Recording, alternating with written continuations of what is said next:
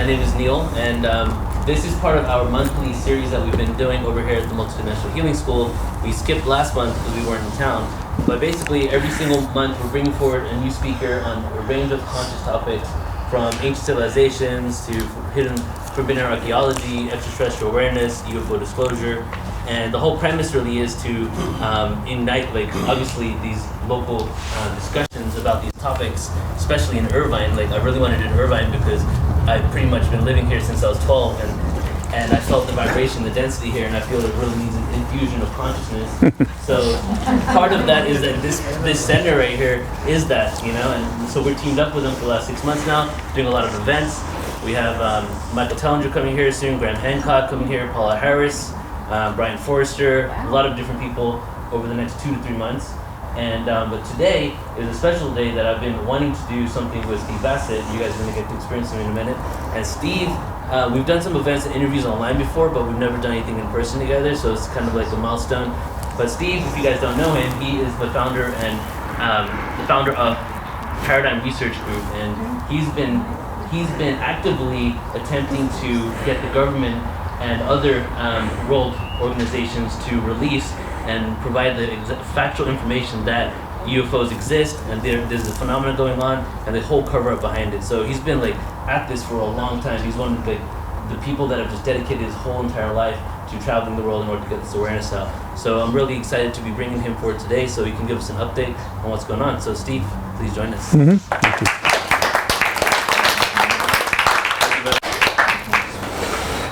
Good evening, gentlemen, and mostly ladies, which is fine. I think that's appropriate because this is your time. This is the last 2 years have been yours, and this is going to be very much yours. The times are changing, are they not? Faster than maybe some people would like. The internet operates at the speed of light almost. And so you make one little mistake and it's on the other side of the earth in about 15 minutes, as many people are finding out. Oh, my slide is advancing on its own. I don't want that. I don't think any of you may have, I don't think you saw me speak at the International UFO Congress Conference in Fountain Hills or UFO Con up in South San Francisco, right? Excellent. All right. Good. Let's see. Paradigm Research Group was set up is a political advocacy group. It's not actually a research organization. And you're thinking, well then why did you call it research group? It got called that because I started into this field by registering as a lobbyist with the U.S. Congress. No one had ever done this on the ET issue because nobody would get paid for that, right? and nobody's spouse would let them. So it was a wide open field for me. And I knew that when I did that, when the major papers saw the filing, which they check all of them, because any given day someone might register for Saudi Arabia to lobby the Congress on who knows what, and they want to know that. And so they're just checking all these things, and one day this thing comes by and he goes, extraterrestrial presence lobby? And they called me up. I'm thinking early '97 I got a full page write-up in the Washington Post business section, not the front page, but the business section is a big deal, and thus launched my activist career. But I set up as a lobbyist representing a number of organizations pro bono, research organizations pro bono that were dealing with the ET issue, and thus the name Paradigm Research Group. I'm not trying to deliberately confuse anybody. So, what's going on? Well, it's not huge, not a big deal compared to some of the things that are happening day to day these days. It's just that there's extraterrestrials here, and the government has made a decision not to let us know that. National security, not unreasonable decision back then. And we're about to find out soon. When I say by find out, many of you probably already know there's ETs here. Some of you may be contactees. But the government's never formally acknowledged it. And they're going to, pretty soon. Probably it'll be the U.S. government, it may be another government first. And then the disclosure event, as we like to call it, will have taken place and we'll enter the post-disclosure world. And as Bryce Zabel and Richard Olin put it when they wrote their book, the one that I was supposed to write, and they beat me to it because I'm lazy and a procrastinator, and Richard is like, historian type guy who reads and writes. That's what he does. Called AD After Disclosure. I recommend you read it. It's good. AD meaning after disclosure. And what they're literally saying in that book is that soon time may be split again. Over the centuries, time has been split a couple of times. The most famous is BC AD, before Christ Anno Domini. Ironically, AD may come into play again because time may split again, before disclosure and after disclosure. And the reason it might is that AD BC is based upon primarily the Christian faith, which is formidable, running about 2 billion, but there's still 5 billion others, and the disclosure event is global. It transcends politics, it transcends religion, transcends technology, transcends anything you want to hold dear, and therefore dividing the time schedule for the planet after that as after disclosure is very possible. I wouldn't rule it out. And it'll still be AD, right? So people won't have to change the initials on a lot of documents and stuff.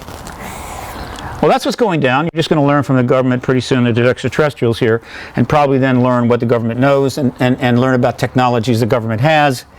And then possibly 2 years after that, the extraterrestrials may in fact allow them, or would exercise open contact. Open contact is not the same as when they turn up in your bedroom for a little vacation. A couple of hours off-site, as it were. Open contact is when, one way or another, maybe via Skype, they're turning up on MSNBC, discussing or being asked about certain arrangements and things that are being set up between them and our governments. That's a pretty big deal. And it could be within a couple of years. Thus, we are all gifted, given how many generations of human beings there have been since Homo sapiens sapien finally emerged about 250,000 years ago, that this would happen on our watch. So I advise everybody, take your vitamins, get annual checkups, take care of yourself. You do not want to miss this show, all right? This is going to be the biggest show of all time. All right, with that, I want to mention very quickly that I'm going to be speaking at Contact in the Desert, where one of my presentations will be pretty much this, but then I'm also doing 2 others. And that is June 1 to 4 at Indian Wells Resort, about 2 hours from here.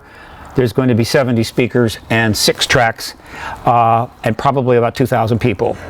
But unlike the Joshua Tree version of Contact in the Desert, which was north and hot, and it was the Burning Man of UFO conferences is what it was, this is at Indian Wells Uber Deluxe Resort, with swimming pools, golf courses, badminton, whatever you want, and air conditioning, which I think you'll find attractive.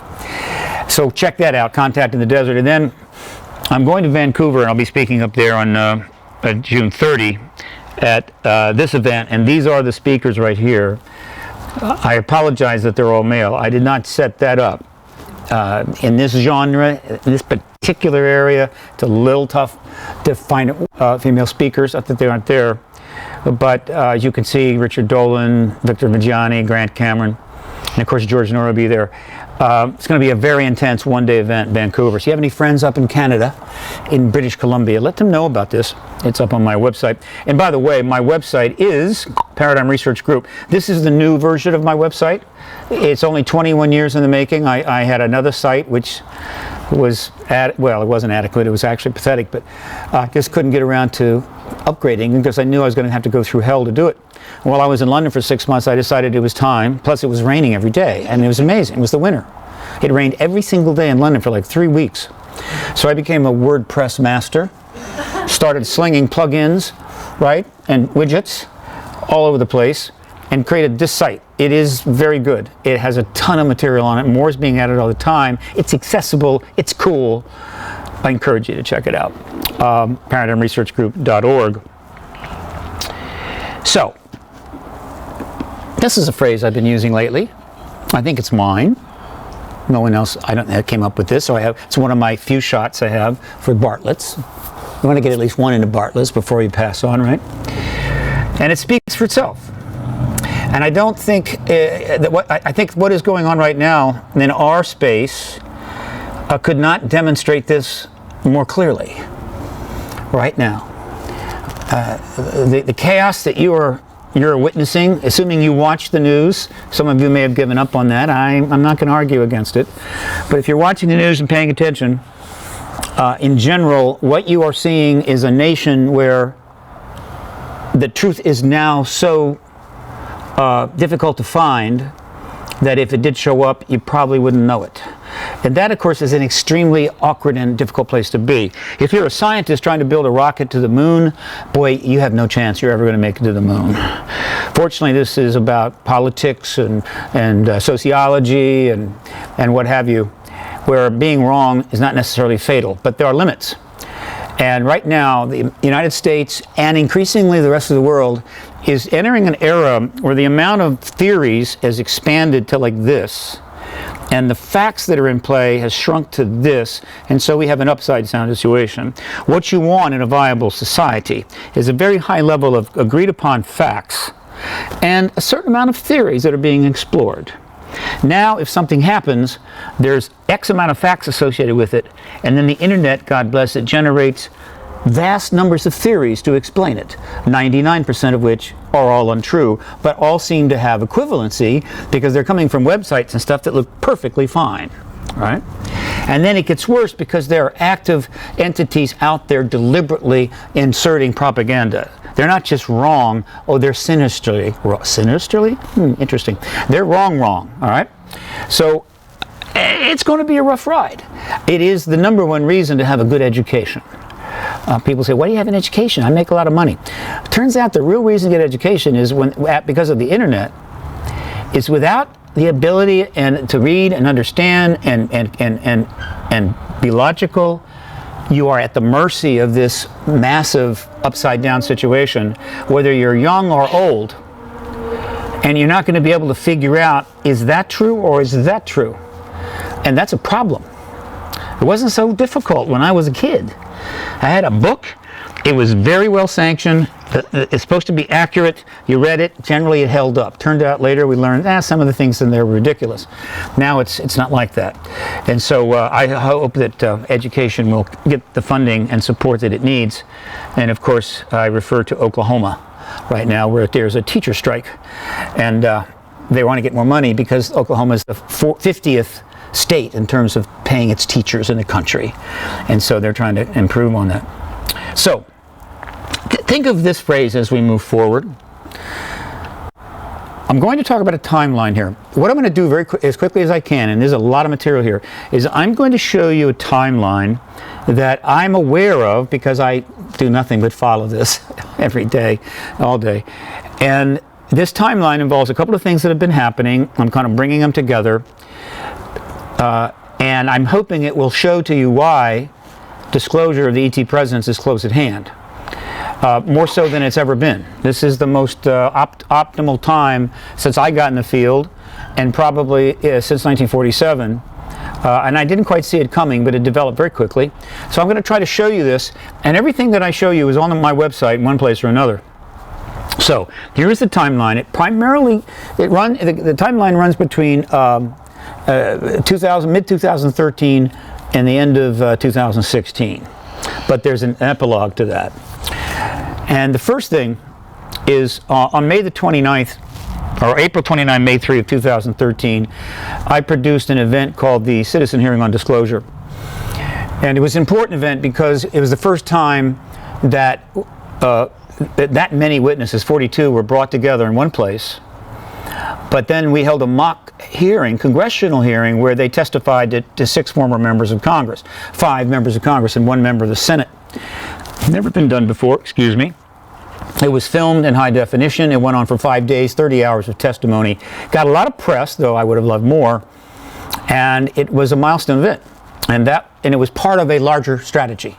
It was the beginning of what I consider to be this 4-year timeline.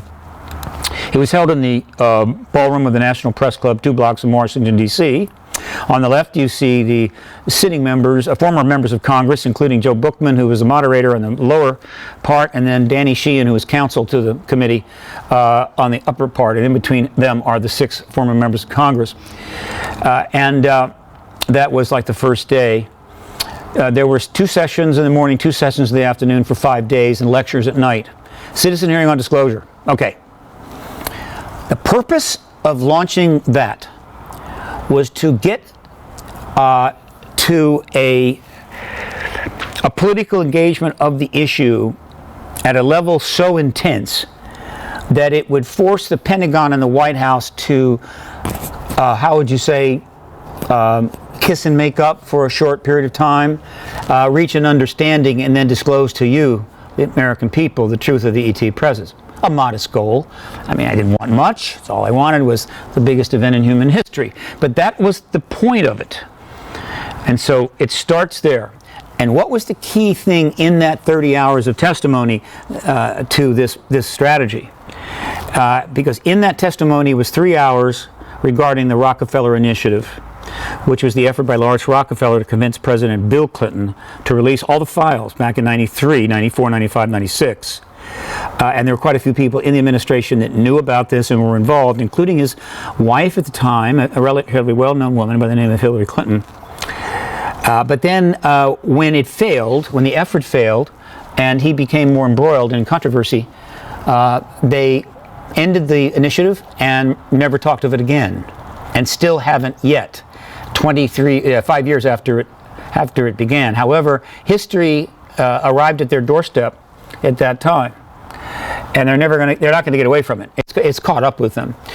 So that testimony that's in the hearing was important because the next step was to ship that testimony to the entire House and Senate. So we were going to take the 30 hours, it's a big box of discs, 10 discs, 30 hours of testimony, and we're going to ship one set to every single member of the House and Senate. And they would get that 3 hours of testimony regarding Bill Clinton, Hillary Clinton, and the Rockefeller Initiative, which was a problem for the Clintons because everyone knew she was going to run for president. If not once, then twice. And of course, we'd already won once. So that was the first thing in this timeline that's important. The second thing that's important is the Clintons' response. This is the first response by the Clintons to this initiative. They have known that I have been on their trail all the way back till 2000, but it hasn't proved a problem for them. But the citizen hearing on disclosure was a problem for them. And so their first response was interesting. It came on April the 2nd, 2014.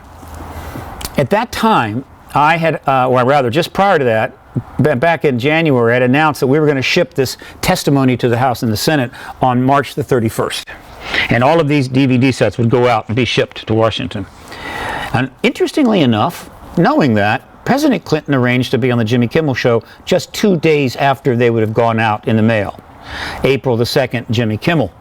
And he arranged to be asked an ET question, interestingly enough. Right? So why did he do this? Because he and his wife knew that things could heat up pretty quickly. This testimony could create a problem for them, and they needed to get out in front of it, but carefully.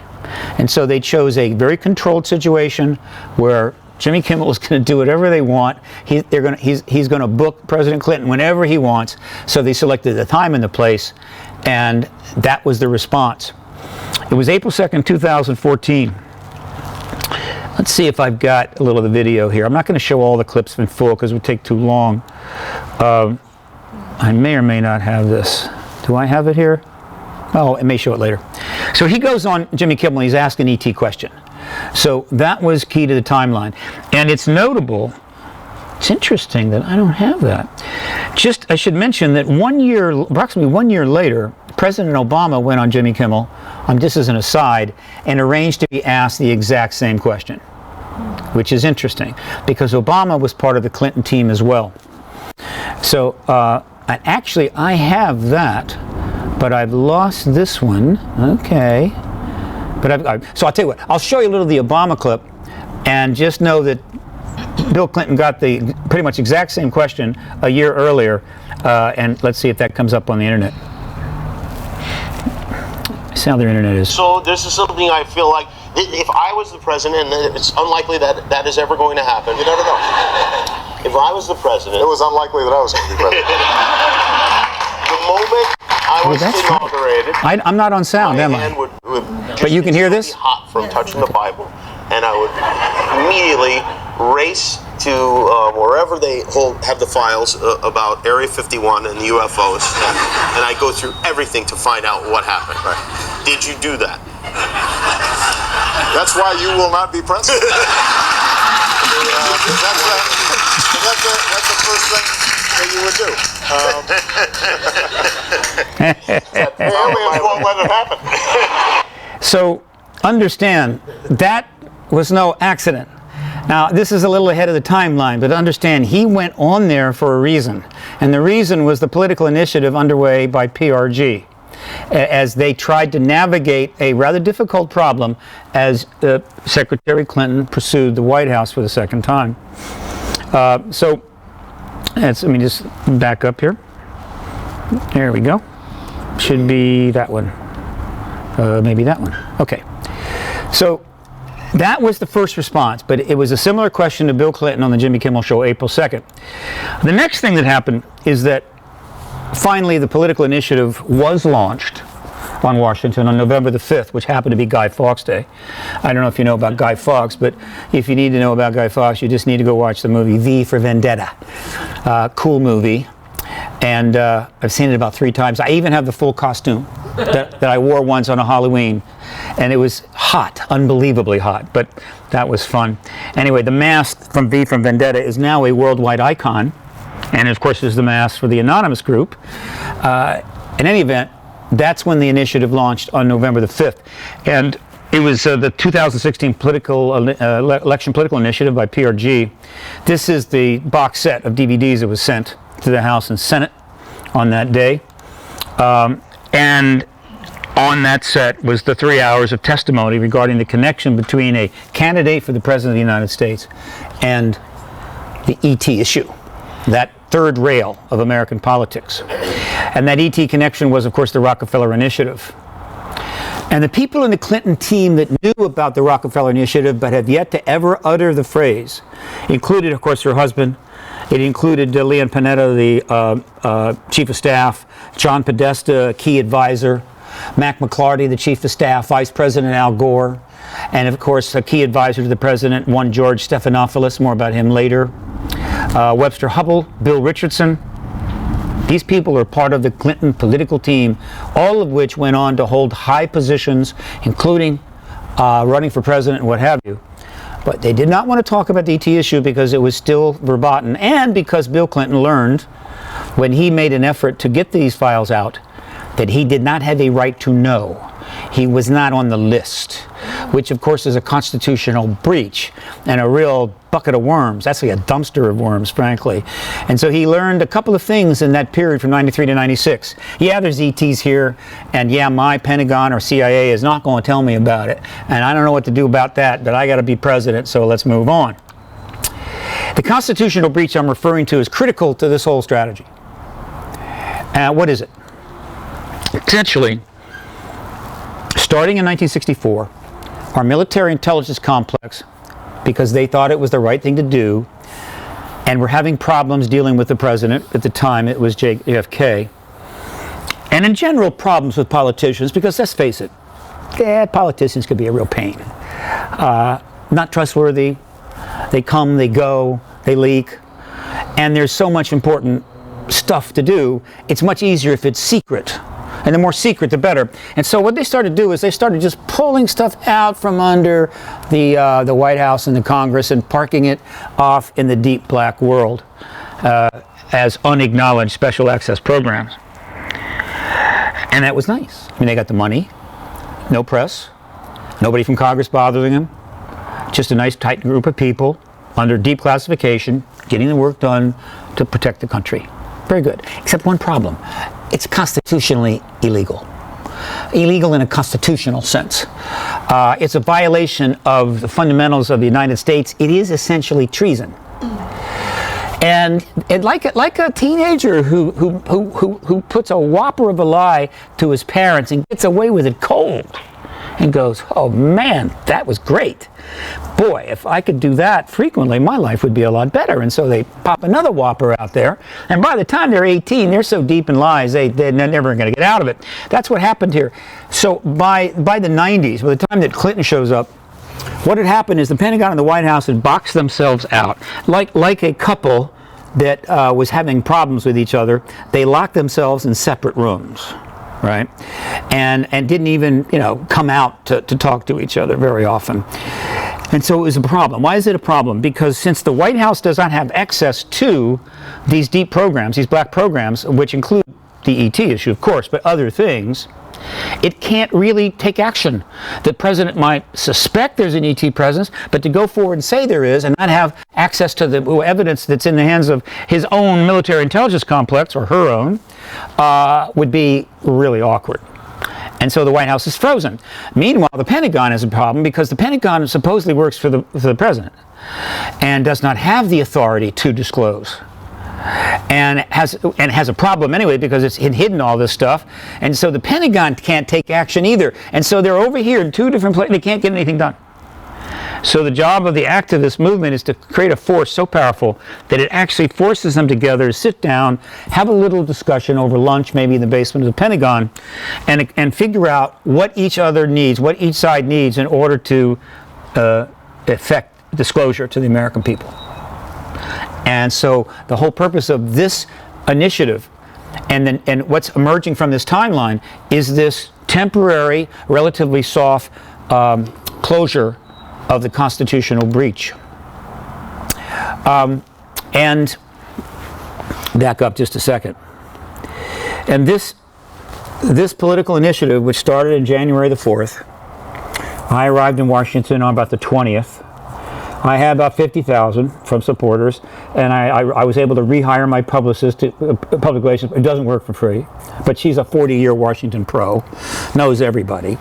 So she started approaching the media about the story that we wanted out, and I started approaching the Capitol Hill, the Congress, to set up meetings. And I had about a dozen or so, maybe 15. Not that I was going to persuade the Congress to do anything, because the Congress doesn't do anything anymore. It's just not part of its job description.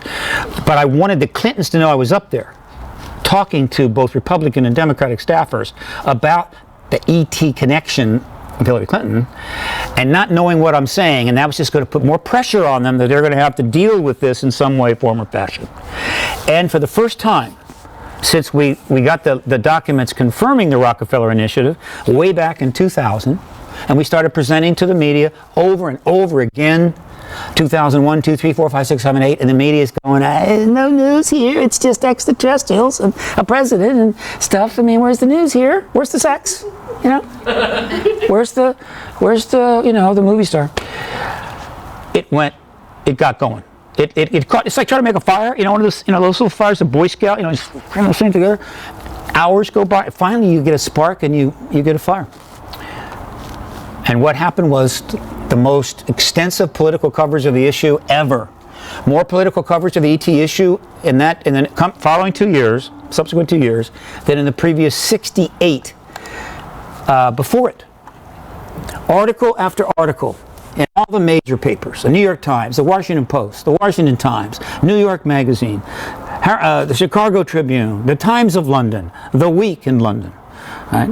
A lot of foreign papers, foreign English language papers. 400 articles referring to Clinton, referring to the ET issue, referring to Podesta, the Rockefeller Initiative, mentioning the name Rockefeller Initiative. And thanks to the internet, the internet version of these articles include links to documents, to clips like the appearance of Clinton on Kimmel and other appearances that took place.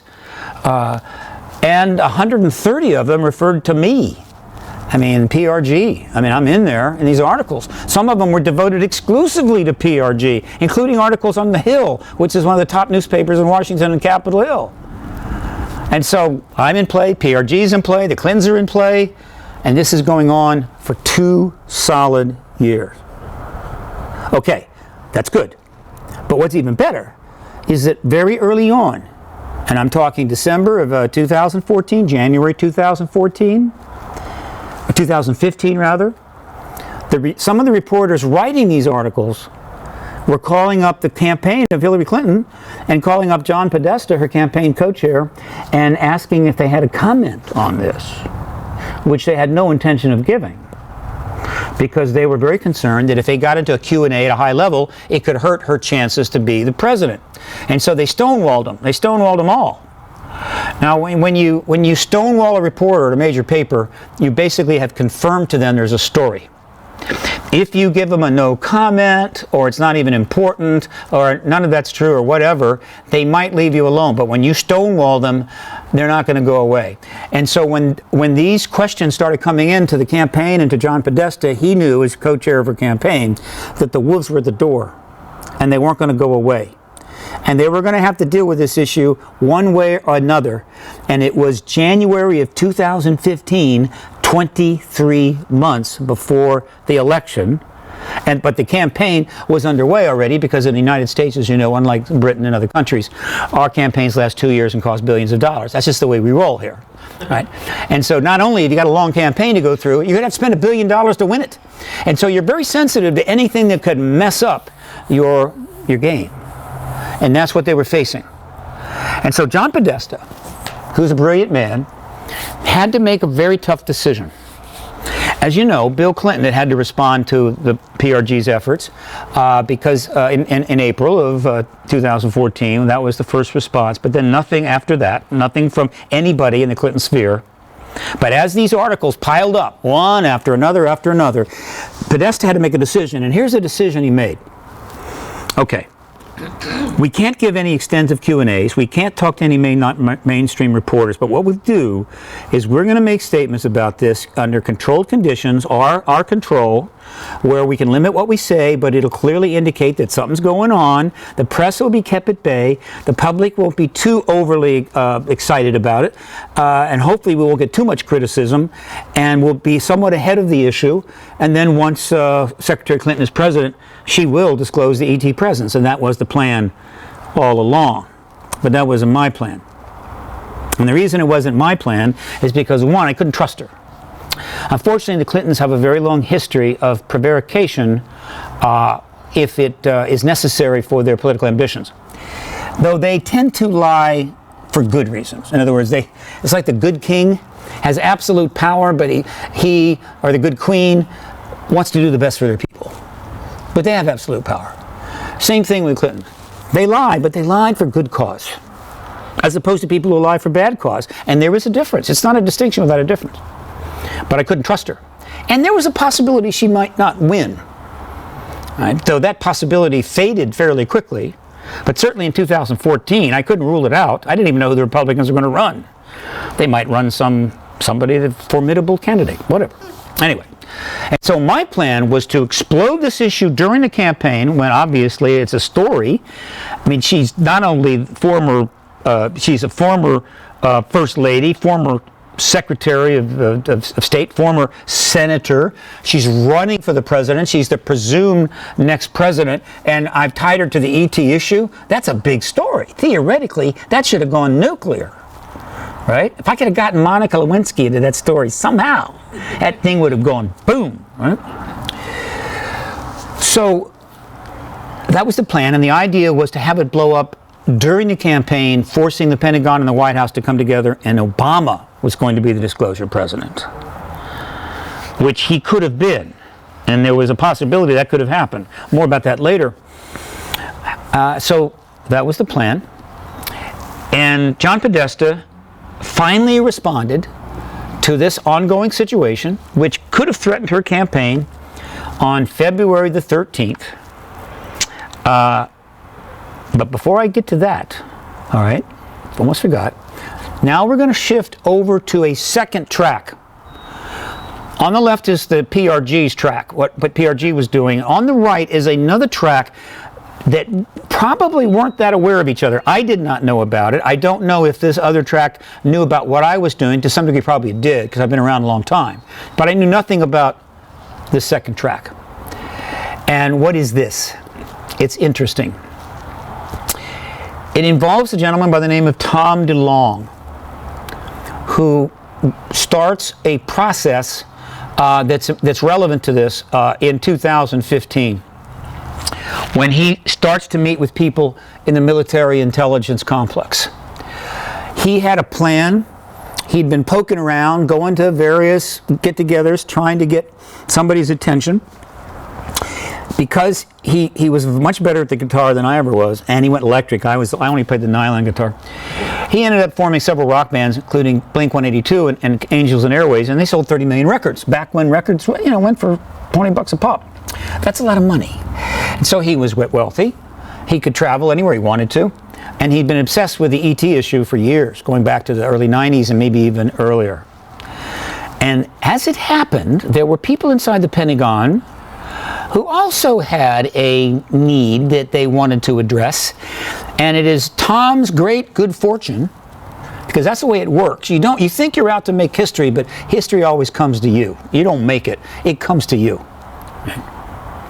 That Tom's idea and some of these people in the Pentagon's idea had a certain congruence.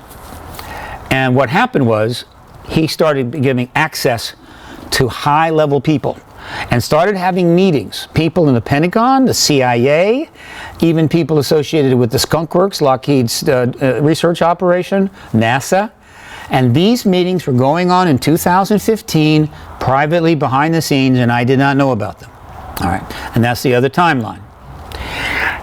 Then, so that's going on all through 2015. Now let's go back to the PRG timeline, and the next thing that happens, of course, is John Podesta makes his first move, and it's a beaut. It comes on February the 13th, February 13th, 2015. Come back here. And it's the infamous tweet. It is called the regret tweet. And the people that learned about it or might have saw it briefly would not have understood the importance of it. They would have gone, well, that's interesting, but they didn't know the background. Let me give you the background. And so you'll understand why this is an historical tweet. It's hard to believe that that's the truth now, isn't it? There are historical tweets. This is a Twitter world. You just live in it. Get with it, folks. Get your account, get going, and start tweeting, all right? Okay, lest you be left behind. So why is this tweet historical? Okay. Well, first of all, in December, late November of 2013, out of nowhere, Barack Obama hired John Podesta to come back in the White House as an advisor, and nobody knows why. I know why. Right? Because Podesta goes back to the Rockefeller Initiative, and when the Republicans took over for a while, he had to lay low, but he made some statements. But when a Democrat finally wins, it was supposed to be Hillary, by the way, 2008, but it was Barack Obama. And the Podesta Clinton people had an agenda, so they attached themselves to the Obama administration very fast. Even though Clinton and Obama were not on the best of terms, because Bill and Hillary were not kind to Barack during that campaign. Things got a little nasty. Nevertheless, what happened is that the first thing Obama did after being elected was to make John Podesta his chairman of his transition team to pick the new government. It's a very important position, 77 days. And who did Podesta pick for Secretary of State? Well, Hillary Clinton, Rockefeller Initiative. Who did they pick for Secretary of Defense? Leanne Panetta, Rockefeller Initiative. They tried to get Bill Richardson, Rockefeller Initiative, into commerce. And literally, they're basically attaching themselves to the new Obama administration. And by extension, they're attaching the ET issue to the Obama administration. And then Obama runs 4 years. He wins again.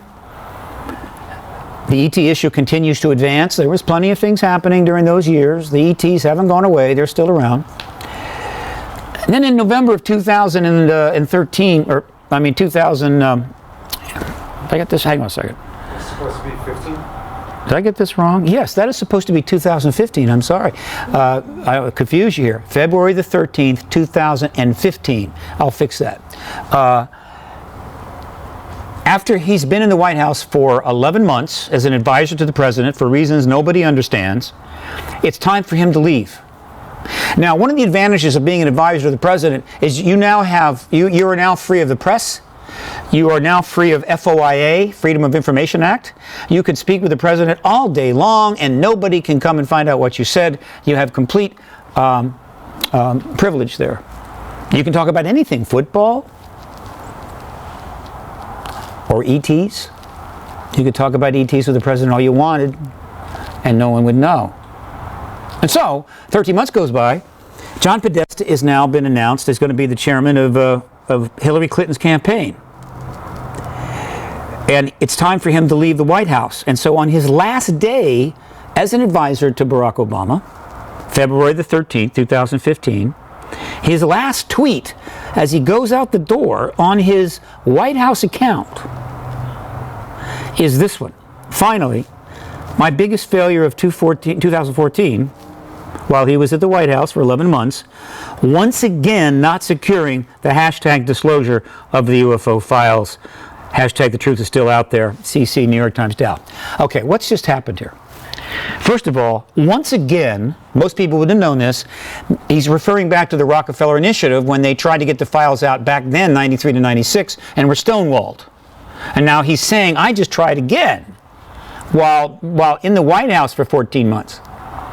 And it failed. Interesting. And then he says, not securing the hashtag disclosure. Why hashtag disclosure? Why did he put hashtag disclosure? Well, interestingly enough, starting in November of 2014, just about, December, January, about 3 months before this tweet comes out, as part of the political initiative, PRG, utilizing a Facebook group called the Disclosure Lobby, which had about 13,000 members, we launched what, of course, is a very common tactic now in the modern era, a tweet storm. Okay? Now, a tweet storm is not when you get a tweet. A tweet storm is when you get 1,000 tweets. All right?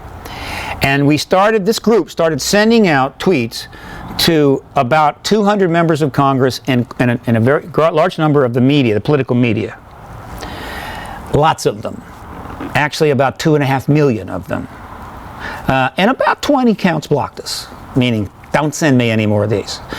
And the tweets were all about the Rockefeller Initiative, and the PRG's initiative, and Clinton, and when are you going to cover this, yada, yada, yada.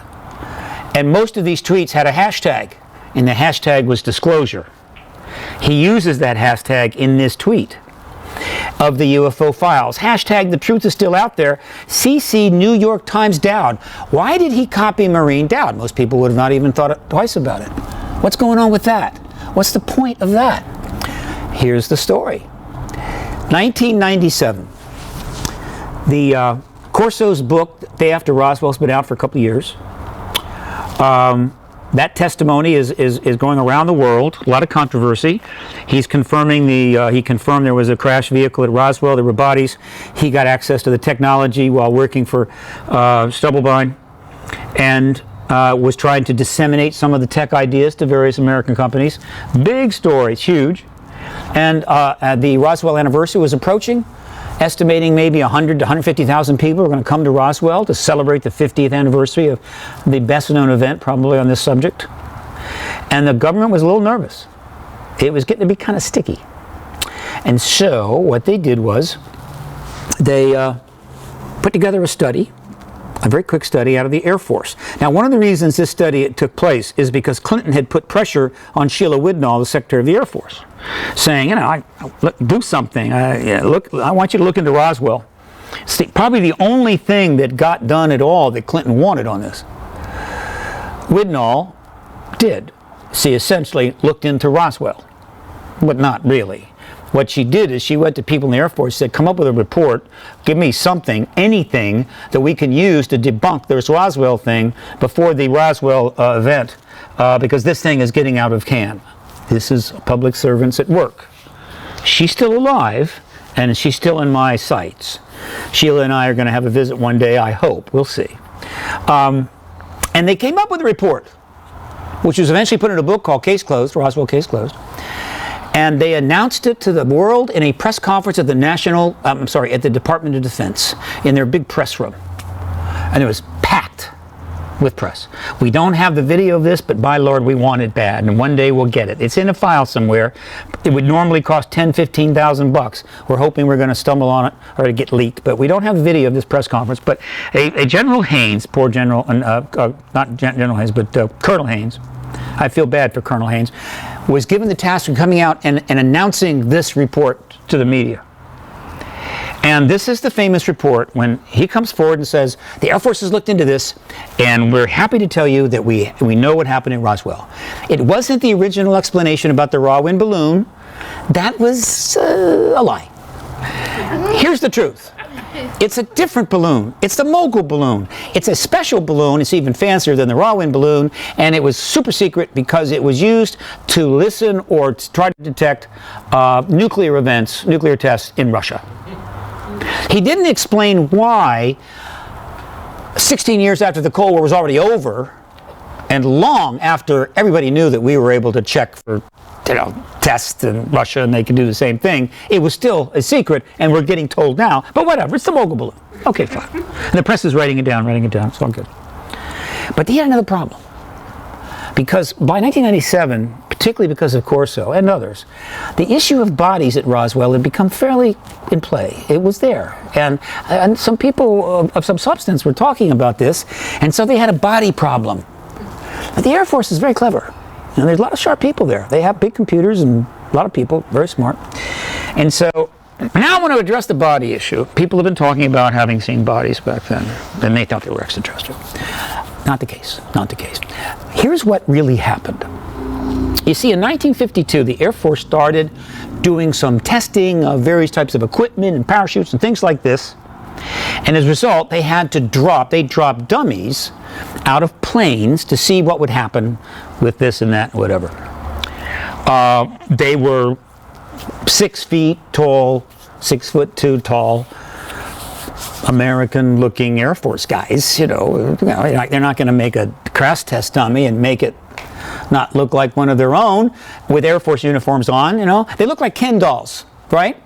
And so those things were dropped to the ground, and then people were walking along, and they saw these crash test dummies with the Air Force uniforms on, with the 6'2", with the looking like Ken dolls, and because of a concept called time compression and just memory confusion, they remembered later that no, that's not what they saw. What they actually thought they were seeing was 4.5-foot aliens with fairly large eyes, fairly large heads, no hair, and they confused the two. Okay. In other words, the reason for the body testimony was because people saw time-traveling crash test dummies dropped by the Air Force and confused the two. Now, by this point, the media in the room is starting to fall out of their chairs laughing. They're really laughing. This is the funniest thing they've ever heard. And they're screaming like this, and they're going, I can't believe it. And Haynes is up there probably, I can't imagine. I want to see his face. He's squirming. This was one of the great embarrassments the Air Force ever had. And they will eventually have to answer for that. But I don't know. Worth checking. It's almost, how many years now? It's 20? No. 20, yeah, 21 years. But it's more to the story, because you see, a very famous Pulitzer Prize-winning columnist by the name of Maureen Dowd, very shortly after this, wrote a column in the New York Times about it, in which basically said it was the dumbest thing she's ever seen. It was ridiculous. And she's basically saying, I don't believe this stuff. They're lying. Right? I forget what she called it, but you can find it. Maureen Dowd, 1997. It's easy to find. But that was the last thing she ever wrote about it. She wrote that column, and she didn't write anything since. That's why he copied her. Interesting, right? So, next thing on the timeline. Wait a minute, I'm missing something. Don't worry about it. I wonder what's missing there. There it is. No, that's a tweet. Next thing on the timeline, what happens in 2015 is that the Clinton team, including Podesta, make a number of statements in various contexts. And if you go on my website, you can see them all. There's actually 11 of them. Ultimately, there's 11 times they have to speak to the ET issue. But I'm going to jump to a very notable one, and this was December 30 of 2015. And the reason this is notable is the campaign is now a year underway. It's going fine. She is clearly way ahead in the polls. She's going to be the president. And what is coming up is the New Hampshire primary, what is considered the most important primary, because it's the first one. And if you don't do well in the New Hampshire primary, you might be out of the race before you even get started. So she's campaigning in New Hampshire. And she makes a stop. It's a traditional stop at the Conway Daily Sun. A second, kind of a, not a mainstream, but a secondary paper, but it's mainstream in New Hampshire. And you just go there and you talk to their board. And she did. She went there and she gave a 3-hour presentation, answered questions from the board of the Conway Daily Sun. And after she was done, she walks up to a fellow right here by the name of Damon Steer. Okay, hang on. A very sensitive mouse. That's Damon Steer. He was interested in the issue and she knew that. He had asked her something about it in her first campaign 4 years earlier. So she knew if she walks up to him, he's going to ask her a ET-related question. And he does. And in this 90-second interview on the record, she says, I'm going to release the files. Maybe we should put a task force together to investigate Area 51. And we may have already been visited. We just don't know. Now, how many presidential candidates in the history of the United States has ever said anything like that during a campaign? 0. During campaigning on the first primary at New Hampshire? Less than 0. But she had to, because the media by the end of 2015 was just pouring in. And so that particular interview generated another 100 and so articles, all of which you can find on my website. And so we're charging along, and I'm getting really fired up because I see the light at the end of the tunnel. I see the finish line at the end of the marathon. I'm already figuring how I'm going to celebrate. Where do I get the champagne? Do I go to Costco? Will they have a good price? Whatever, right? So I'm really excited. So that's all fine. And then what's next? The next thing, as the media and the press, the articles continue to come forward, a next significant move is that Jimmy Kimmel, Clinton, her husband, she goes on Jimmy Kimmel. So let's go back. Bill Clinton goes on Jimmy Kimmel, get asked the ET question, April 2nd, 2013. March of 2014, Obama goes on Jimmy Kimmel, gets asked the ET question. And then on March 24th, 2016, Hillary Clinton goes on Jimmy Kimmel and gets asked the same basic question again. I assure you, this is not an accident, right? Let's see if we got a little of this. I think we do. Again, no presidential candidate has ever done Your this. husband, President Clinton, on this show, he said, I asked him about UFOs in Area 51, and if you looked in, because if I was president, that's the first thing I do. I go right into those files and see what was going on. Right. And he said that he did do that. Yes. And that he didn't find anything. Well, I'm gonna do it again. Yeah, why not? Right? And you know, there's a new name. It's unexplained aerial phenomenon. She meant to say unidentified. Unexplained aerial phenomenon, really? Yep, UAP. That's the latest nomenclature. I like the old one. I like UFO. I don't know why.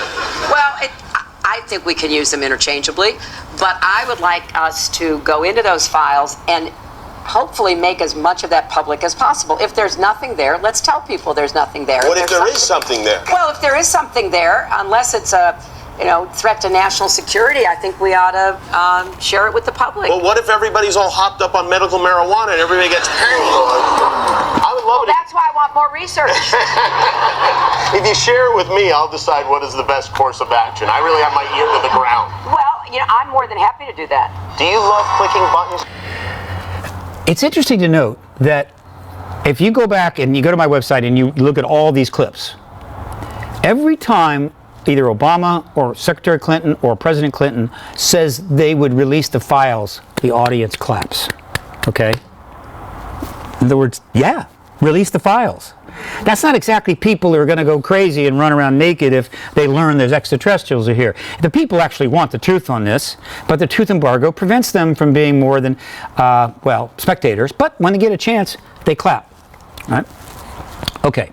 So, understand, she does not want to be doing that.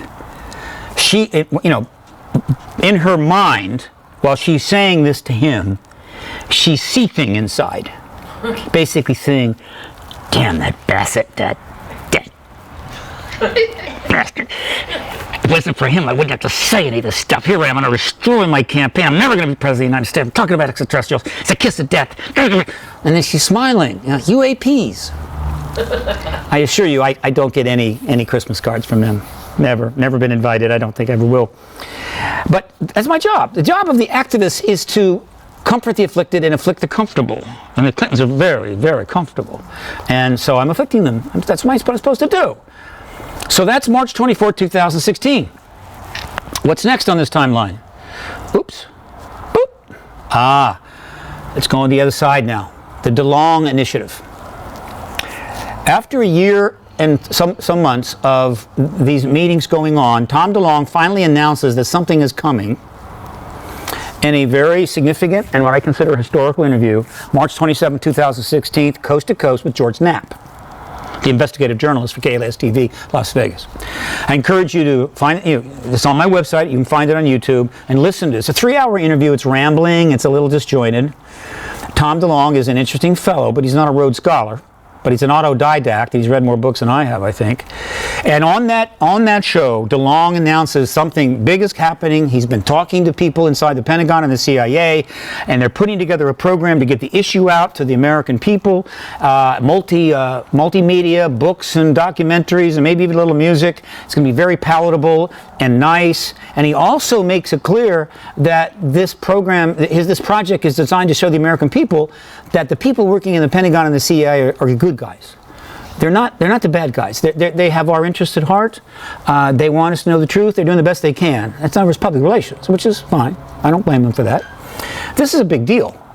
And when I heard it, I wasn't ready to believe it. I'm trying to think, why did they choose a musician, a rock star guy who has a high school education, though he has money, to make a maneuver of this magnitude? But as I got to know more about it, I realized maybe it made sense. He looks younger than he is. He's in his 40s, but he looks younger. He's sort of a millennial. His music is definitely millennial. Blink-182 and Angel and Airways, totally millennial music. They loved it. He sold 30 million records. He's an autodidact. He couldn't sit still in school. In fact, all he did was skateboard the entire time. He went out. He would steal away from school and skateboard. Did it for his entire education. Got thrown out of one high school. Finally got his degree from another. Got his high school diploma and started up a rock band. But then he negotiated his way through the very treacherous and difficult musical industry. Successfully put that band together. Sold a lot of records. That band stopped for a while. Formed another band. Sold 15 million more records, meanwhile setting up a number of various businesses. So this is a very smart guy, very driven guy, and very persuasive and authentic, and they liked him. All right? So that explains how he's in it. He goes on George Knapp, Coast to Coast, March 27th, 2016, and he says that they're going to do all this stuff, and it's hard for me to accept it. But one of the things he said on the show was that the first of this multimedia approach is going to start in a month, where we're going to launch a book called Secret Machines, which is fiction, but it's actually nonfiction. In other words, it's a fictional representation of what I'm learning from a 10-person advisory team put together by the Pentagon just for me. And I'm going, okay, fine. And 30 days later, there it is. Published The Secret Machine. Right? Co-written with A.J. Hartley. He was a very, very smart fellow and a good writer. And I realized this is real. This is the real deal. All right? So that was a major milestone in this other track, March 27th, 2016. What comes next? What comes next is, of course, during 2016, a lot is happening. The media coverage of the Clinton ET connection continued unabated all the way through 2016. But on his side, the next major event, of course, is November 2016. Actually, it kind of joins the two of us together. Why? Late in the campaign, as you may recall, WikiLeaks released emails from the Democratic National Committee, which were embarrassing, but not too serious. But 12 days, 13, 14 days out of the actual election, they released 50,000 emails from John Podesta's file, which they'd hacked. Guccifer 2, we think, got him. Gave him to Assange. Assange then released him. And Assange, who is not a fan of Hillary Clinton, doesn't like her because of her policies and the fact that she views him as an enemy of the state. He didn't just dump them out. They released him in $5,000 emails a day, tranches, day after day after day, guaranteeing the story would build for 12 solid days. And it did. But very importantly, and I knew this was coming, I knew that Podesta's emails had plenty of ET-related emails in them. I had put some in myself. And so that's going to be great. We're going to get full confirmation to the world about the connection between Podesta and the ET issue, Clinton's and the ET issue. My plan is succeeding fabulously, right? Even though I'd given up on the idea by October, November that disclosure would come under Obama. I figured she's going to make the White House and she'll disclose. I'm down with that, no problem. I got all the press ready to go boom, boom on her, right? And sure enough, that's exactly what happened. Let me see if I've got something here. One of the things that was released was a photo. Here's John Podesta and Tom DeLonge, some of Tom DeLonge's team. And this is when he went to interview him. And we have a photo of him doing a documentary interview with Podesta. And that's not there. No problem. Let's go on. Actually, I'm going to back up on that. Here's what I'm going to do. All right, because I want to show you this. Kind of cool. I'm going to go to here. All right. And I'm going to go to here. I'm going to go to here. No, I'm not. Is there? What's there? No. Okay, here's what I'm going to do. I'm going to come out. And I'm going to go to here. I'm going to bring up my website. ParanormalResearch.org. Boop, boop, boop, boop. There we go. And on this site I have a blog now. 25 years after the internet finally started, I now have a blog. I didn't want to rush it. It's called Disclosure Wire. And I've already got about 60 pieces up going back to 2000. You don't really want to bore yourself to death, you can go read those. And let's bring that up. And I want to show you. One of the things I did is that I chronicled all the emails on those 50,000 that came out that had ET connections, UFO connection. Right? And I put those out as they came in, and ultimately I had a complete catalog of them, and that's on this blog. I'm going to go on down to it. And so here is the catalog of the entire ET-connected emails from John Podesta's files put out by WikiLeaks and captured by Guccifer. So now what we're going to do here is we're going to go ahead and put in DeLonge, right, on a search. Did I spell it right? No, I didn't. Okay. Now we're going to start cruising down. By the way, on these emails, what I've done here is I've got there is the name of the email. And if you click on that, it'll take you to the actual email on WikiLeaks' file. And then underneath, I have commentary about it. So it's pretty interesting. You may want to do that. But let's see how often Tom DeLonge turns up in John Podesta's email files as we're 12 days out of the election. Oh, early on, not so much. Wait a minute. Oh, there's one. Oh, Tom DeLonge. Oh, there's another one. Oh, okay. More Tom DeLonge there. Wow. Ooh, Tom DeLonge. Tom DeLonge, DeLonge, DeLonge, DeLonge, DeLonge, DeLonge, DeLonge, DeLonge, DeLonge, DeLonge, DeLonge, DeLonge, DeLonge, DeLonge, DeLonge. You get the point. All right? Come here. Now, guess what? This wasn't supposed to happen. Right? This was not supposed to happen. And it was a problem. It was a problem for Podesta. And it was a problem for Tom DeLonge and the insiders he was working with in the Pentagon and the CIA. This basically, the beans had been spilled before they were ready to spill the beans. So it was, as this unfolded, I was both excited but a little concerned. All right, get this up. Here it comes. All right. A little concerned. But that was nothing compared to what was coming next. As you know, as we approached the election day, things started to change. And in the span of about 6 days, the poll numbers slightly shifted and she lost. Now, for some people, that was a good thing. For other people, not so good. For me, it was catastrophic. Because 3 years of work, a lot of work, and a lot of money just went completely gone. Boom, it's all gone. All gone.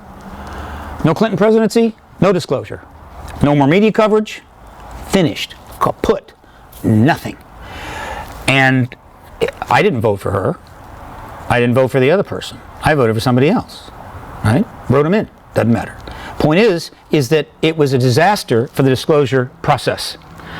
And I was very distressed. It was in LA. I was watching it in an Irish pub, and then I left because I was very upset. And I went into deep depression, and I started wandering around the streets of LA, shuffling along, looking at the sidewalk. I'd look up occasionally and discover that I'd wandered into a hardware store, cruising the aisles, looking at the ropes, axes, drilling equipment, and wondering what would be quicker. Finally, I fled to London in April. The whole thing had blown up. Okay, so my plan had blown up. But what about Tom DeLonge's plan, this other one? What was going on with that? Well, what happened was that the Podesta email release outed some people that weren't supposed to be outed, and it put the thing in play too soon. This and plus we had the wrong president, because one of the reasons why the whole DeLonge thing had been pressed forward is that going all the way back to 2014, the Pentagon was convinced that she would win. CIA, same thing. Their analysts are even better than the people on the news, right?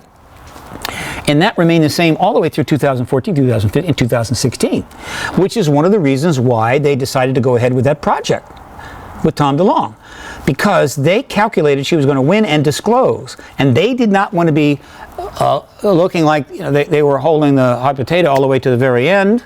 They wanted to get out in front of the issue. They wanted to look good. They wanted some PR. They didn't want to be seen as the bad guys, right? And so that's why they started the program. But she didn't win. Now what? They got a problem, because some horses are already out of the barn. They can't put them back in. They got the wrong president from their point of view. What are they going to do? Well, they had to regroup, and it took 10 months. And Tom DeLonge said virtually nothing. He came out, said a couple of things. Something's coming, and people were going, yeah, you said that before. But then something did come. But before that, one other thing happened, which is I want to note very quickly. After the election, you go through the transition period, and then you have inauguration on January the 20th.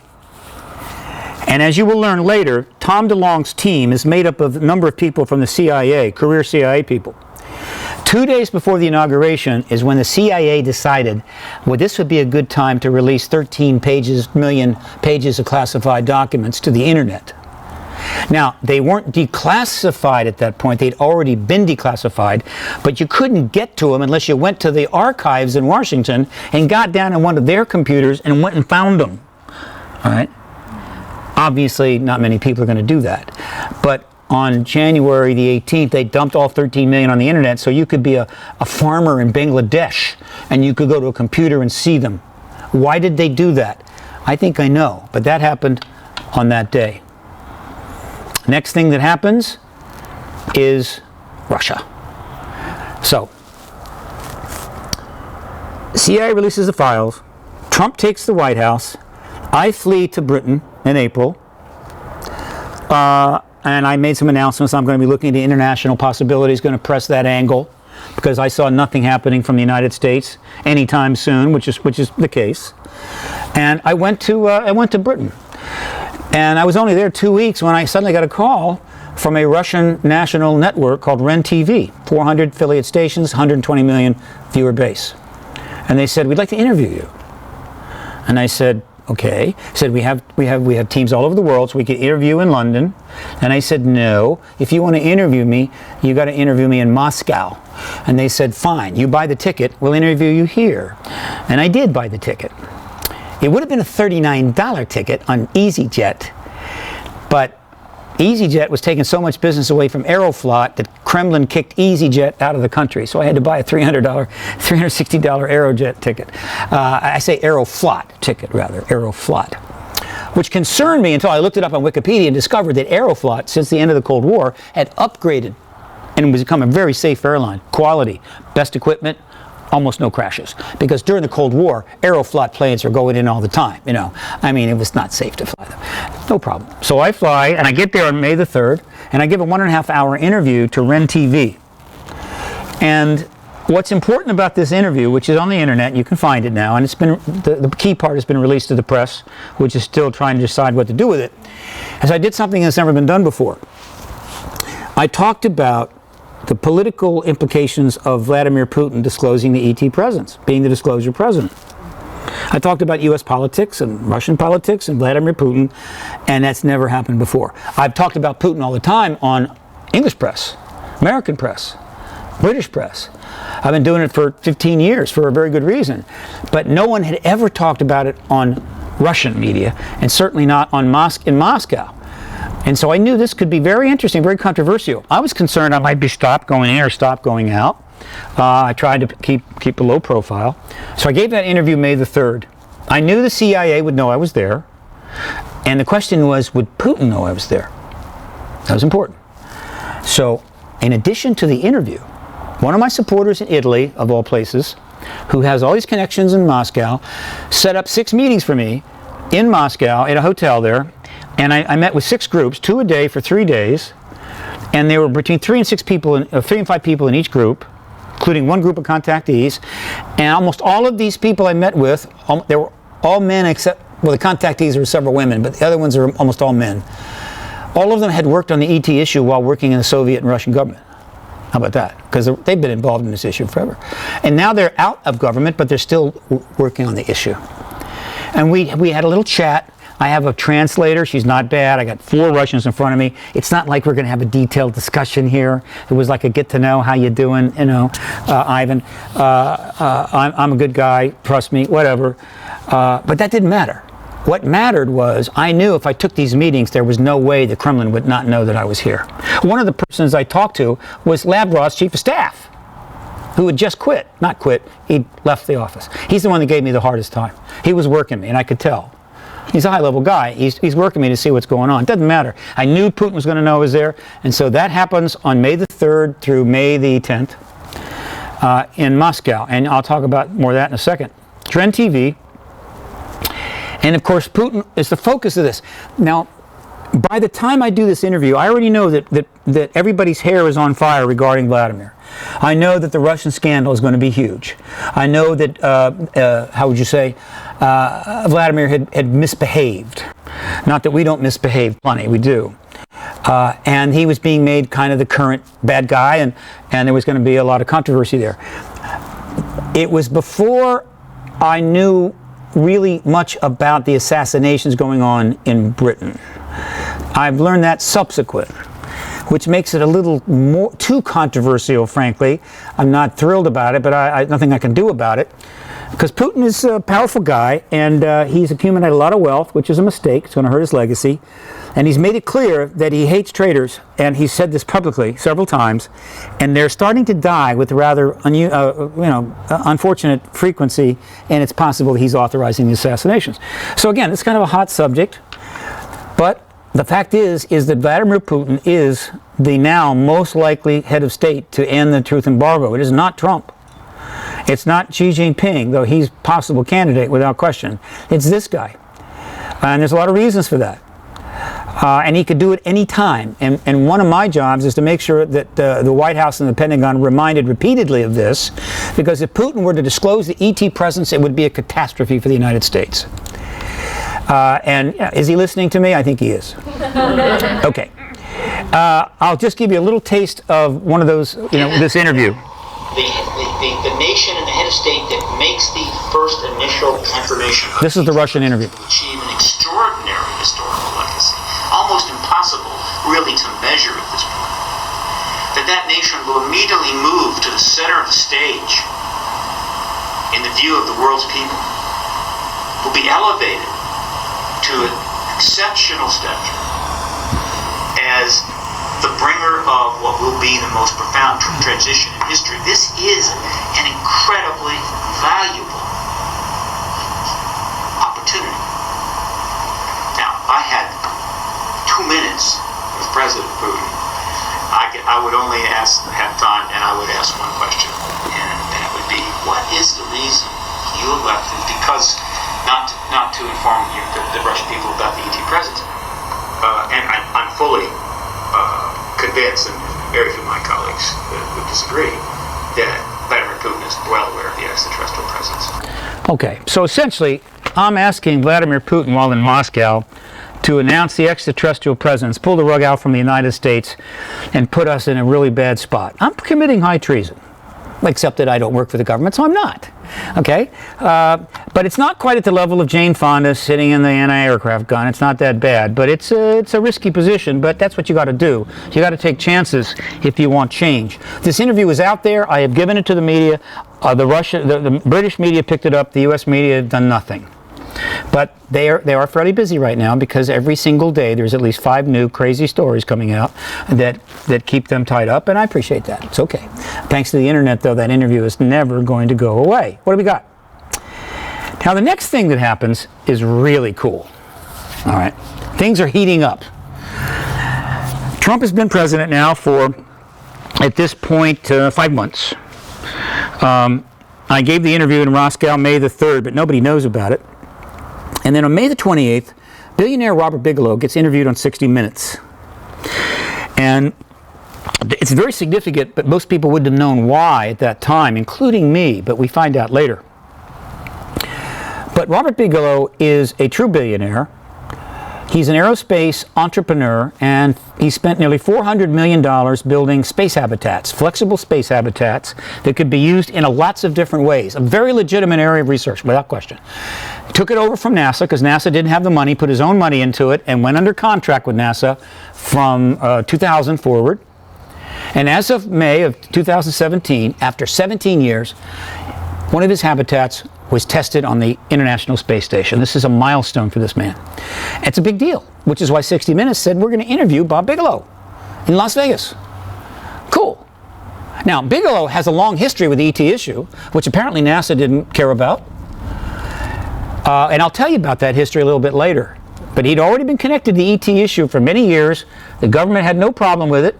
So he's going to be interviewed. Naturally, they were going to ask him about the UFO issue. And what they do is they tell the person that's going to be on the show, here are the areas we're going to ask you about. They don't send the questions. And you sure as hell don't give the questions to them. And so they know, the person knows kind of the areas, and so they can kind of prepare to respond in an intelligent way. And so she goes through, and they're going through, and then looking at his equipment and his lab and all that kind of stuff. And at the end of the interview, it's time to ask him about UFOs. Okay, fine. But it didn't quite go as she expected. Okay? Here's what happens when Laura Logan of 60 Minutes asks a billionaire about extraterrestrials on the longest running, one of the most watched shows and news shows in the world. 11 million people watched that night. Wasn't Stormy Daniels level. She got 20 million. Okay, but let's put it, this is ETs and that's sex, so let's don't get carried away here. We got our priorities. But this is what happened. This is a major milestone. The approach wasn't lightning fast. But on this canyon road just outside Las Vegas, Robert Bigelow's story takes a turn that some may find, to put it lightly, improbable. He told us this is where his grandparents had a close encounter with a UFO. It really sped up and came right into their face and filled up the entire windshield of the car. And it took off at a right angle and shot off into the distance.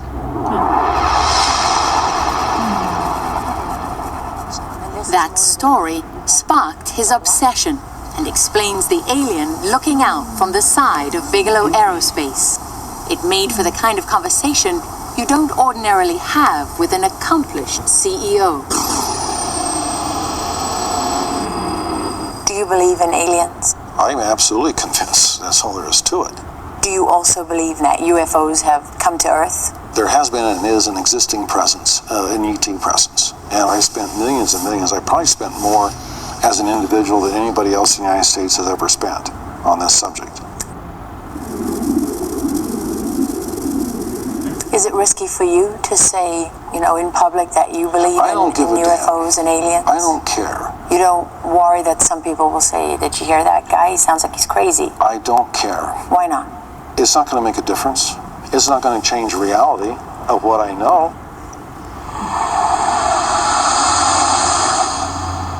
Do you imagine that in our space travels we will encounter other forms of intelligent life? You don't have to go anywhere.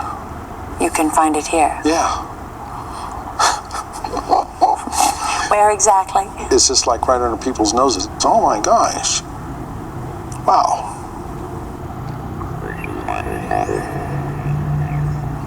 The FAA confirmed to us that for years it referred reports of UFOs and other unexplained phenomena to a company Bigelow owns.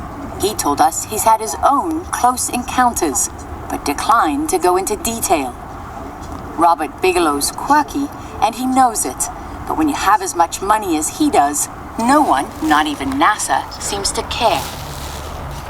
Now let me be clear. If that interview had taken place at another time, it would have been a massive story. But it happened in May of 2017 when the United States is going through the biggest political chaos of its entire history. Unprecedented. And the stories that are being generated on a daily basis are low-hanging fruit. It's just in the background. It will eventually punch through. And I'd like to further add that there have been two famous I don't give a dams in American history. Some of you are of an age, like myself, that you remember quite well the first one. And if you don't, you're young, and I'm jealous. Clark Gable to Vivian Lee. I don't give a damn, in which case she then leans up against the door and says, I'll think about that tomorrow. Tomorrow is another day. And now we have Bob Bigelow saying, I don't give a damn. What's going on here? Okay, well, there's a lot going on here, but let me tell you at minimum what's going on here. There are a whole bunch of billionaires in this country and elsewhere that know about the ET presence. Branson knows, Musk knows, Bezos knows, Spielberg knows, Lucas knows. You don't get to be a billionaire without having people lining up down the road to tell you stuff. Right? And if you're a Spielberg and you're making the movies he's making, you've got connections all over the place. He presented his movies at the White House. Showed them sitting next to the president. Bigelow is aerospace, and he's connected to NASA, has been for years. Musk is, along with Branson and Bezos, are trying to become the leaders in civilian space technology, which, by the way, is a front. It's not the real thing. Of course they know, but they don't say. Why don't they say? Well, let me tell you, it's really not complicated. If you're me, and I get a call from the CIA or somebody in government that says, Mr. Bassett, you're causing us a lot of trouble. You're really irritating the hell out of us, We insist that you find another line of work. If you don't, we're going to do terrible things to you. And my response would be along the lines of, okay, whatever you have in mind, I want you to do it publicly if you can, all right? Stretch it out. Make it really gory. I want big headlines here, okay? And you go, what's the matter? What are you talking about? Well, I don't have anything. I don't have any money. I don't have some career other than this. I don't have any family, no wife, no kids, no grandkids. Nothing. I got nothing. You can't, I have nothing to lose. And you're going, damn, we hate you people that have nothing to lose. And you see them all over, don't you? They're in Russia, they're in Ecuador, they're in Peru. The people that have nothing to lose are the ones often in the front of the advocacy movement. But what if you're a billionaire with a gorgeous wife and beautiful children and all the money you could ever want? Many houses, huge mansion in Hollywood, movies to do, rockets to launch, And then you get a call at 11:45 on the private phone, the one only your kids, your wife, and your attorney has. And there's a person on there, and they go, okay, do you recognize who I am? Whatever. I'm with such and such an agency. And they say, whatever the hell. And you realize, oh my God, this is the real deal. And they say, Mr. Spielberg, Mr. Bezos, life is good for you. Do your thing. Launch your rockets, make your movies. But if you challenge the truth embargo, if you challenge our policy on this, we're going to ruin your life. Now imagine if you are that billionaire. Do you tell them to go to hell? No, you don't. Bob Bigelow just did. When Bob Bigelow says, I don't give a damn, that was a message straight to Spielberg and Bezos and Musk, saying, I just told the truth. You know it's true. What are you going to do? Now, if any of those gentlemen decide to come forward and say something similar, things are going to get rolling here, all right? So, again, what I have just showed you so far has never happened before. Oh, I left out Yuri Milner, the Russian, who put $100 million into SETI. I threw that down the toilet. But now we shifted over to anti-gravitic propulsion research. So Yuri's on board. He's a Russian, you know, and if you're a Russian billionaire, you got to be really careful because, you know, you're going to end up with some polonium in your grapefruit or something. But Bigelow sent the message out. And so you're seeing unprecedented stuff, which is why you need to really start planning for the big event. Because I don't think this situation could last much longer. What's next? Well, what's next, of course, is the launch of Tom Bigelow's pet project, which was called the To the Stars Academy of Arts and Sciences, because somebody was really a fan of the Oscars, and they got the To the Stars Academy and didn't stop there. I call it the To the Stars Academy. The other, that's too much. So Arts and Science, I'm getting rid of that, but that's what it's called. And they finally launched it October 11th, 2017, which is approximately 21 months into the, it is 9 months into the Trump presidency. And he had said something was coming. The reason it was delayed was because of the election and the Podesta files released by WikiLeaks. And the question that I would ask them if I get the chance is, why did you launch in October? Why didn't you wait even longer? They could have waited till after the midterms. They could have held off indefinitely. But they launched on October the 11th. And I believe I know why. And I'll tell you a little bit later. This is what they announced on October the 11th. Low key, this is all it's a low key, slow process they're doing. They did a Facebook, again, this is the new age. They did a Facebook live stream. What can I say? If somebody told me 40 years ago, I'm talking about a Facebook live stream, I'd have said, buddy, crazy person. No audience, no press release. They were on stage. Most people thought there was an audience. There wasn't. And they made the announcement. Took 37 minutes. Okay? And what they did is they announced their team of 10 people, plus DeLonge, which makes 11, which is a football team. I like the analogy. And they announced a number of things. Most importantly, though, they announced on their website, which was launched, I think, a day or two before, the team. And that is where you go if you really want to grok. This is a 1960s term, grok. What's really going on here? You look at this team very quickly. This is the team that was put together in coordination with the Pentagon and the CIA, at the Pentagon and the CIA's direction, with Tom as the showman, right, as the PR person. And it includes Jim Semivan, Senior Intelligence Service member of the Central Intelligence Agency, retired from the Central Intelligence Agency's Directorate of Operations after 25 years as an operations officer, both overseas and domestically. Dr. Hal Puthoff, a legend. Puthoff's professional background spans more than 5 decades of research at General Electric, Sperry, the National Security Agency, Stanford University, and Stanford Research Institute International. Basically, the entire military-industrial complex. Steve Justice. After 31 years, Stephen is recently retired Program Director for Advanced Systems from Lockheed Martin Advanced Development Programs, better known as the Skunk Works. He's the modern Ben Rich. The Skunk Works, where they were doing much of the re-engineering of extraterrestrial technology. He's in it. All right, so Lockheed basically is throwing their hat in the ring. Luis Elizondo. Experience includes working with the U.S. Army, the Department of Defense, the National Counterintelligence Executive, and the Director of National Intelligence. An intelligence case officer, he ran clandestine source operations throughout Latin America and the Middle East. He's a spook, full-fledged spook. For nearly the last decade, Lewis also ran a sensitive aerospace threat identification program focusing on unidentified aerial technologies. That was an Easter egg. Okay, it was an Easter egg. Remember that. Chris Mellon, chair of the Science Committee at Carnegie Museum of Natural History, Deputy Assistant Secretary of Defense for Intelligence in the Clinton and Bush administrations. Not the Deputy Secretary of Defense for, I don't know, materials and or operations or something, for intelligence. And not under one president, but two. And not one party, but two parties.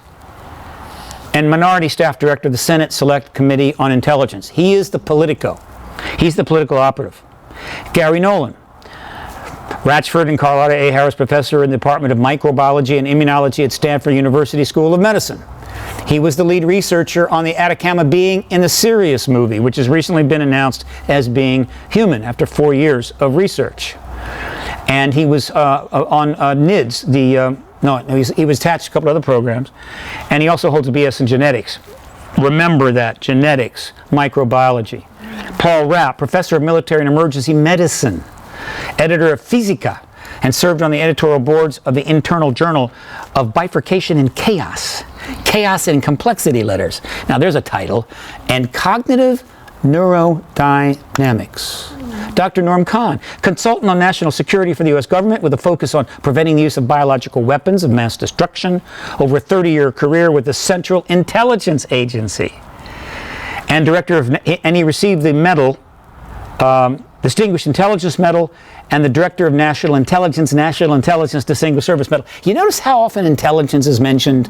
It's a kind of a big thing here. And then Com Kelleher, biochemist with 28 years of research career in cell and molecular biology, 8 years of Deputy Director of the National Institute of Discovery Sciences, which was funded and formed by Bigelow, and the Deputy Administrator of a U.S. government-funded threat assessment program focused on advanced aerospace technology.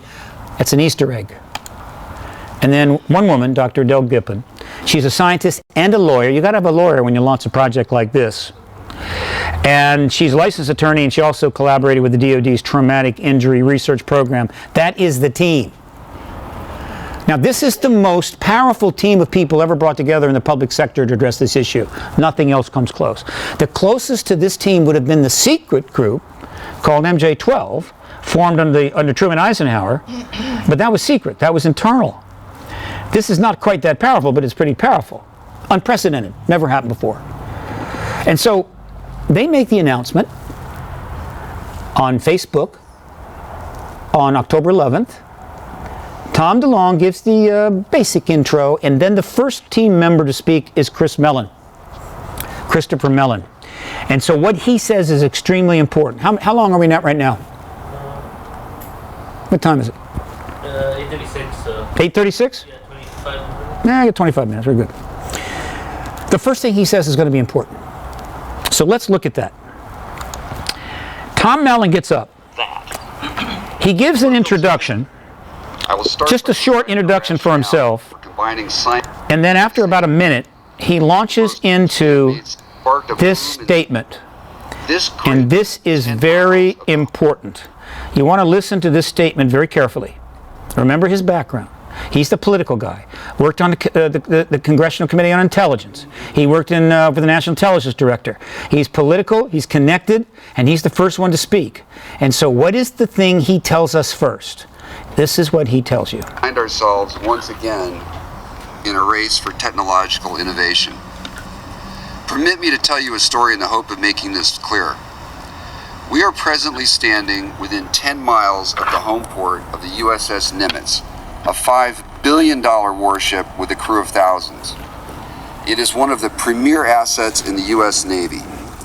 Envision the Nimitz operating off the coast of San Diego on a brilliant sunny day, escorted by the USS Princeton, an Aegis-class cruiser that protects carrier battle groups by employing the most sophisticated naval air defense system in the world.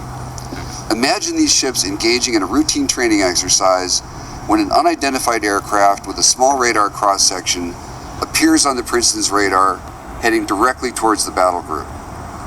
The aircraft has no transponder and does not respond to radio calls. The Princeton hurriedly contacts two F-18s already aloft to intercept the target. As the two F-18s approach, the four aviators see that the object has no wings or exhaust.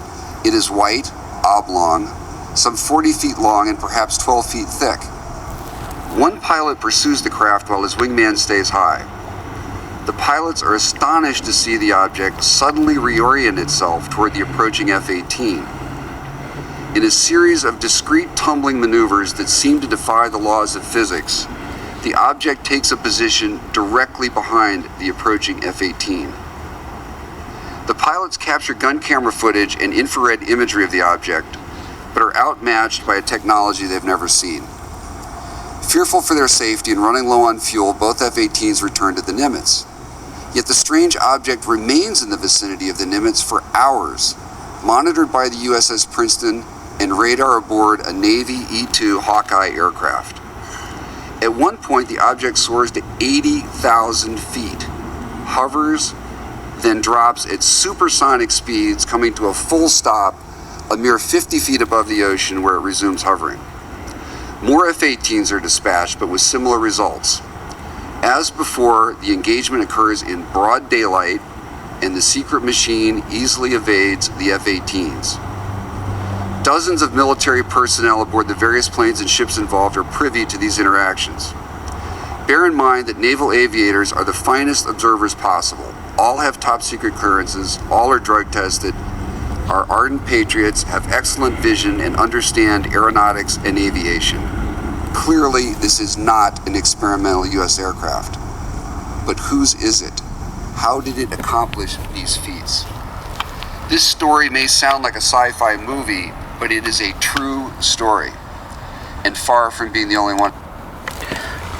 What he just did there was tell you that that was an extraterrestrial craft without saying it's an extraterrestrial craft.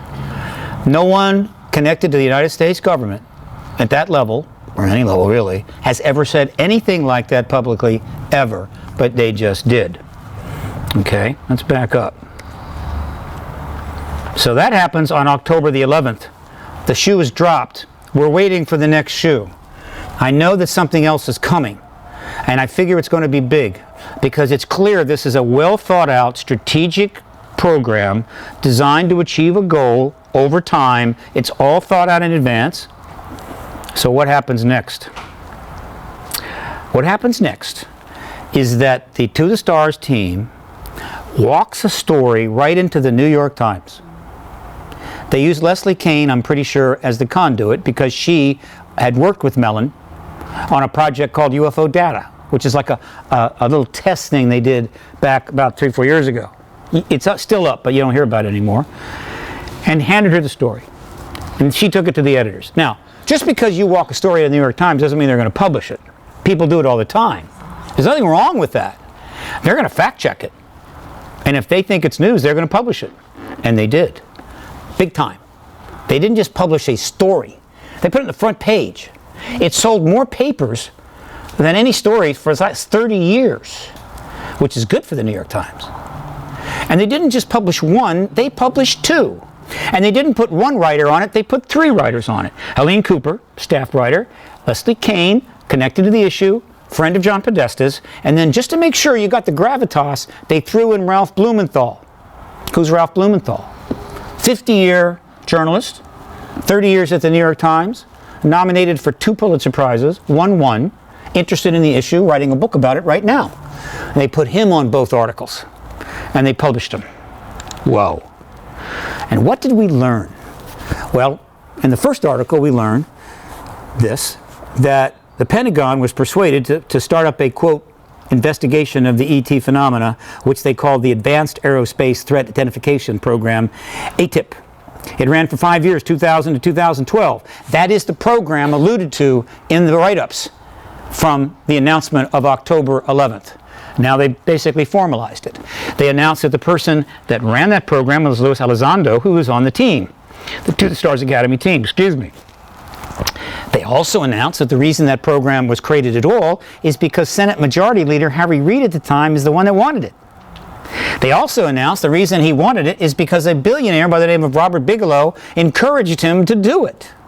They also announced that it was Reid that arranged to get the money earmarked quietly. It wasn't secret. It wasn't a deep black program, but it was a quiet earmark. And that a lot of that money went to Robert Bigelow, who's doing some of the research on behalf of the program out of Nevada. That's a lot. That is a lot right there. They also announced that Luis Elizondo, even when the money dried up in 2012, kept the program going, you know, piecing it together and getting scraps here and there just to keep things going until he quits to go directly to Tom DeLonge's team in 2017 after 30 years with the CIA. This is a bombshell. That's all a bombshell right there. That's a massive story. And then they announced something else. That when Luis Elizondo left the program, he took some videos with him, which immediately people were calling up the Pentagon saying, was that authorized? Was that authorized? And some spokesman at the Pentagon who didn't know better said, no, we haven't authorized that. Well, it wasn't the case. It was authorized. And what was the video that he took with him? The gun camera footage that Mellon was talking about in the announcement of the Nimitz event, of that thing that went up to 80,000 feet and then shot down supersonically, stopped directly over the ocean. You know, we got craft like that all over the place. Brazil's got one of those. Russia's got one of those. Yeah, we got them. They're everywhere, right? Yeah, sure. But they went further.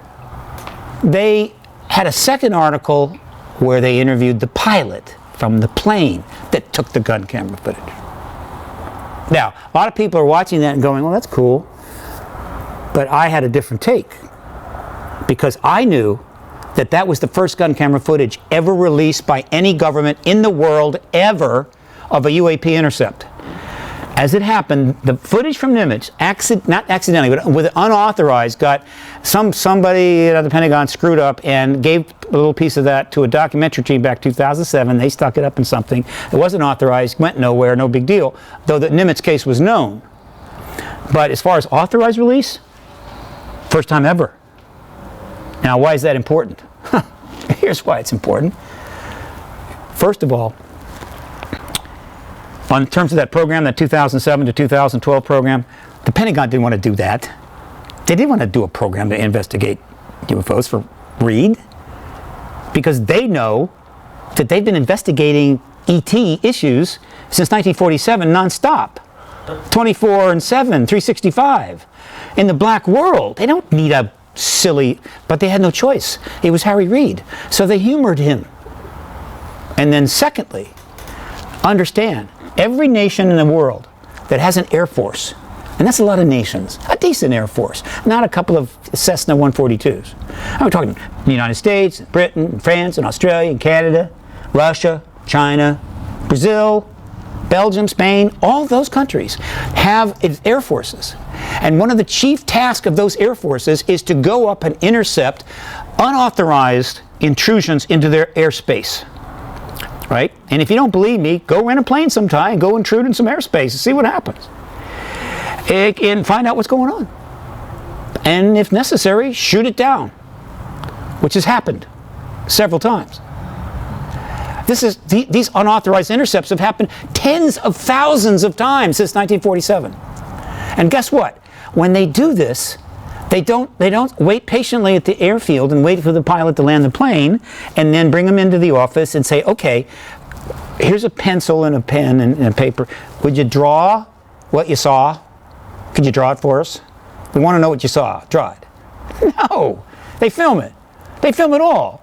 And so there are tens of thousands of gun camera footage reels in the files of countries around the world, and never has a single one been released, because if it was 4, 5, or 10 of them, the truth embargo goes poof. And so far, the plan is the truth embargo stands. And now these guys just released the first. But it gets better because he had 2 more, and now both of them have been released. 3 gun camera footages. And, you know, these cameras are pretty good. They got visual, they got ultraviolet, they got infrared. They're tracking cameras. So when you see that thing hovering in the thing, that's because that camera is able to track that thing wherever it goes. It's incredible technology. And they just released that footage. And here it is. Okay, this is the Nimitz footage. I don't know if this will play or not. Let's see. No, it doesn't. It went around the world. It's been shown gazillions of times. And once again, normally this would have been a massive story, except that there is a 10-ring circus going on in Washington, D.C. now with clown cars driving around everywhere. And the press just can't, you know, it's got its hands full. No problem. It's not going anywhere. It's not going anywhere. So that was one story. Luis Elizondo was the leader of the program. He has been giving interviews. And in fact, if you go to Paradigm Research Group website, you will find on there a complete catalog of all of the television interviews of the To the Stars Academy team. You can watch all these interviews.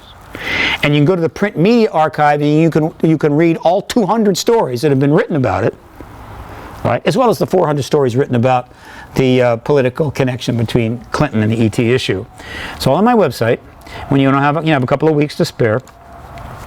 Harry Reid was announced, I think. As I mentioned before, Bigelow was announced and attached to it. Now, with respect to Bigelow, to give you an idea of what I mean by this very interesting strategy.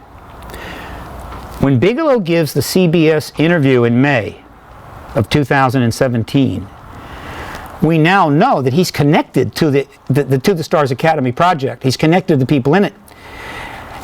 He knew that that announcement was coming a few months later in October.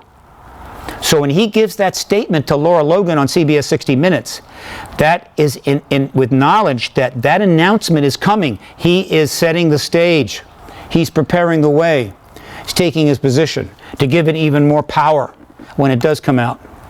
This is the article with David Fravor, the retired pilot of that plane. And so that's December the 16th. And the last thing in the timeline for our discussion tonight is recent, March the 9th. And what happens there is the Washington Post jumps in. They had put a couple of things up, but they weren't doing anything serious. Very similar to what happened to the Ellsberg papers. When the New York Times got out in front, and they're the one that first released the information, then they got embargoed, not embargoed, but they got restrained. A restraining order was put in by the Nixon administration, and while they were working that out legally, the Post jumped into the Pentagon Papers thing and published them, thus ensuring that they would be out, and thus saving Daniel Ellsberg from going to prison. Same thing here. New York Times led, Washington Post jumps in a little bit later. And what happens on March the 9th is Mellon writes an op-ed piece for the Washington Post, the political paper of record in the United States, and in this op-ed piece he basically says, why isn't the Pentagon investigating this more? And what he means is, why isn't the Pentagon publicly investigating this more? He knows they got a black program investigating this, but that's black. He wants it public, and he puts that in the Washington Post, and that was March the 9th. That was the last thing of significance. I think one of the gun camera footage, the third one came out since then. So there you have the timeline of what's going on, these two tracks. And I think you're starting to see that this is non-trivial. This is major. This is unprecedented. This is going somewhere. In general, however, there are three groups of people that are historically connected to what is unfolding and PRG is going to be dealing with. The first is the Rockefeller Initiative group, which includes about 27 people here, some of them. Connected to it is, of course, the Clintons, Ron Pandolfi, CIA scientist, John Podesta, George Stephanopoulos, interestingly enough, the journalist, Robert Bigelow, of course, and then these are some of the researchers that were involved in the Rockefeller Initiative 93 to 96. The second group is the NIDS Board of Directors, the people working with NIDS, the National Institute of Discovery Sciences, funded and created by Robert Bigelow. This is his board, and this ran from 1998 to 2004, 1995 to 2004, and he was studying ET phenomena and a number of other things. It's a high-level board. It's got some insiders on there. John Alexander is a complete total insider in the Pentagon, former intel guy. Edgar Mitchell, the astronaut. These are high-level people. And then the third group is the To the Stars Academy team. All right? But there's overlap. And I want you to note this. If I find more overlap, I'll let you know. But of these three groups, which are essentially the heart of the political story, John Podesta is on Rockefeller Initiative, and DeLonge and he's on the DeLonge team. Fillet was on the initiative and NIDS. Putoff was on NIDS, but he's also on DeLonge's team now. But the person that was on all three is the billionaire Robert Bigelow. And the reason for that is, if you got a project, you want a billionaire, and he's it. And when you're a billionaire, you got the money to do what needs to be done. And so he's going to be on these teams. He is now welded to the political process of disclosure. He is going to get an enormous legacy because of this. He is going to go down in history, and I think he knows it. He deserves it because he's a good guy.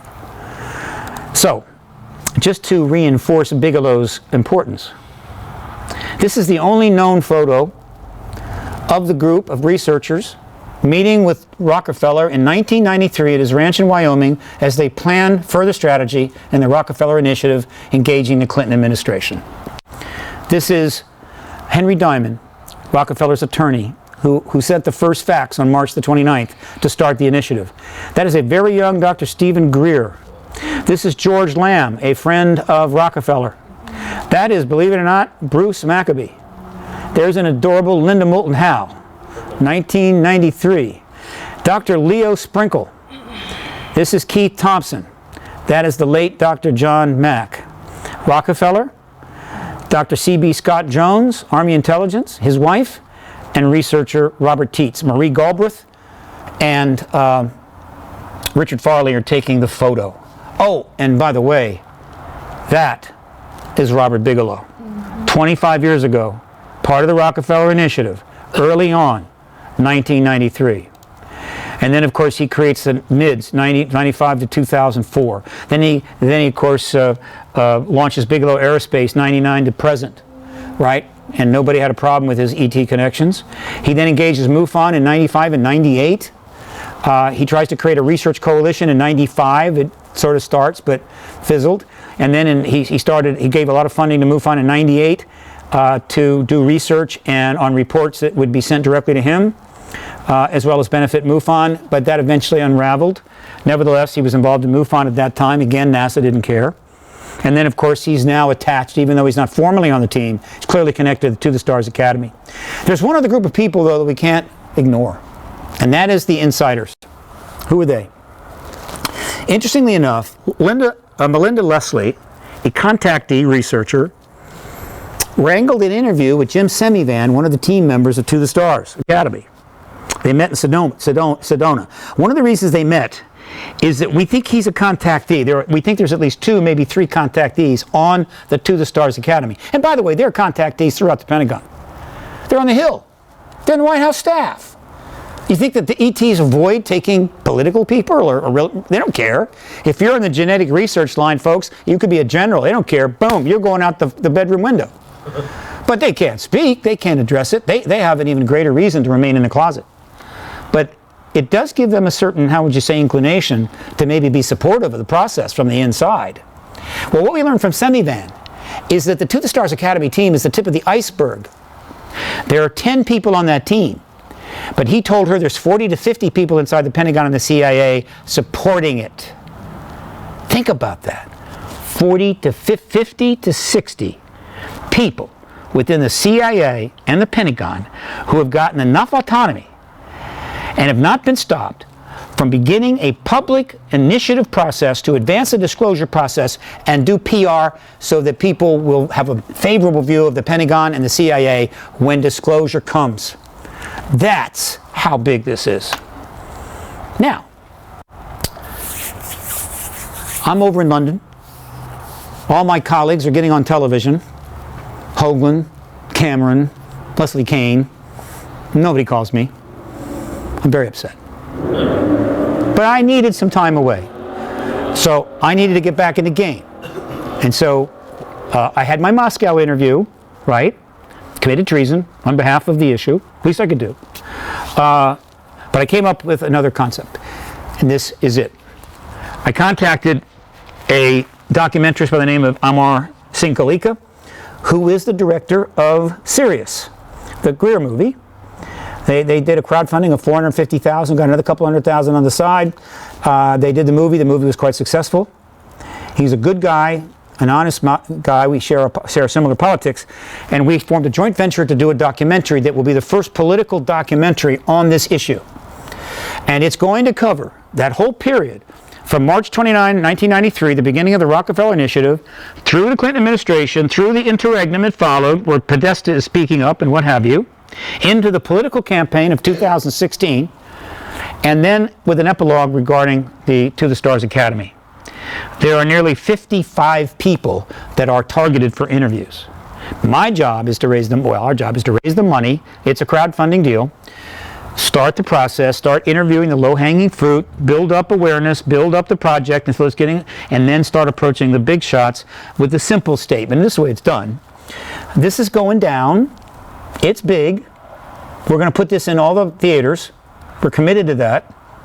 Fahrenheit 9/11 is our model. Michael Moore, 1,900 theaters, $122 million. Political documentary about the George Bush's second election. A lot of people are interested in that. A lot more people are interested in this subject.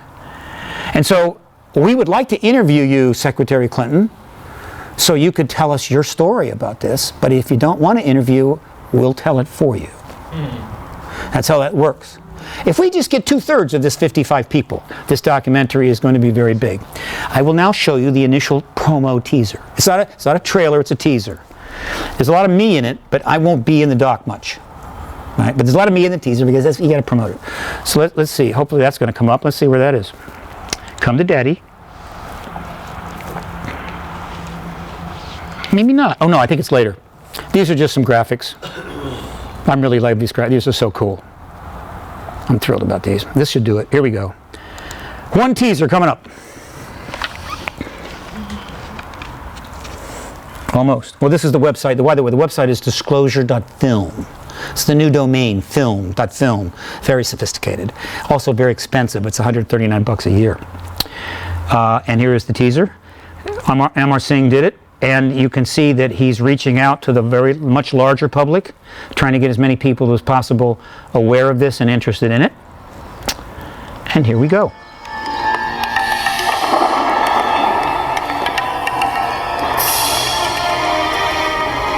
I was at the White House, and we were getting a tour, and Barack and Michelle and Sasha and Malia. Nice. And it's me and Jada and the kids, and we're walking through the White House. And the night before, Jaden had said to me, Dad, I got to ask the president about the aliens, I was like, dude, no, it's not cool. No, it's not cool. It's embarrassing. You have to take that opportunity. I was like, Jaden, do not ask the president. So we get into the Situation Room, and Jaden gets the look in his eyes, and he leans over, he says, Dad, what's my punishment? And I was like, Jaden, do not. So he looks, and Barack is talking about the Situation Room, and Jaden says, excuse me, Mr. President. And I was like, hey, Barack, man, hey, listen, Jaden. And Barack said, don't tell me. And in perfect form, like, this is why he's the president, he stopped and looked at Jaden and said, the aliens, right? And I was like, oh, shoot. And he said, okay, I can neither confirm nor deny the existence of extraterrestrials, but I can tell you, if there had been a top secret meeting, and if there would have had to have been a discussion about it, it would have taken place in this room.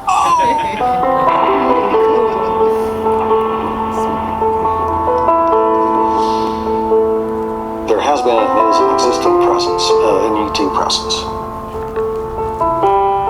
What are the fundamentals? There's an extraterrestrial presence. The United States government has withheld that acknowledgement. The United States government has ET technology, which has been absorbed into a massive secret world and research with huge amounts of money. And that secret world now contains a whole bunch of other stuff that you don't know about, from biowarfare work to everything else. The whole thing's floating away and getting away from us. Stop the music, Governor. Did you say the United States government is covering up a history of a UFO sighting in your state? They don't produce documents, Chris. They should just get it all out. And there's a known history about this. What is the conspiracy? What is your belief that they're released all documents? Look, I don't believe they're UFOs, but the government has not handled this well over the years. That's a historical fact. The disclosure event is formal acknowledgement of this extraterrestrial presence by the governments of the world, probably starting with the United States government.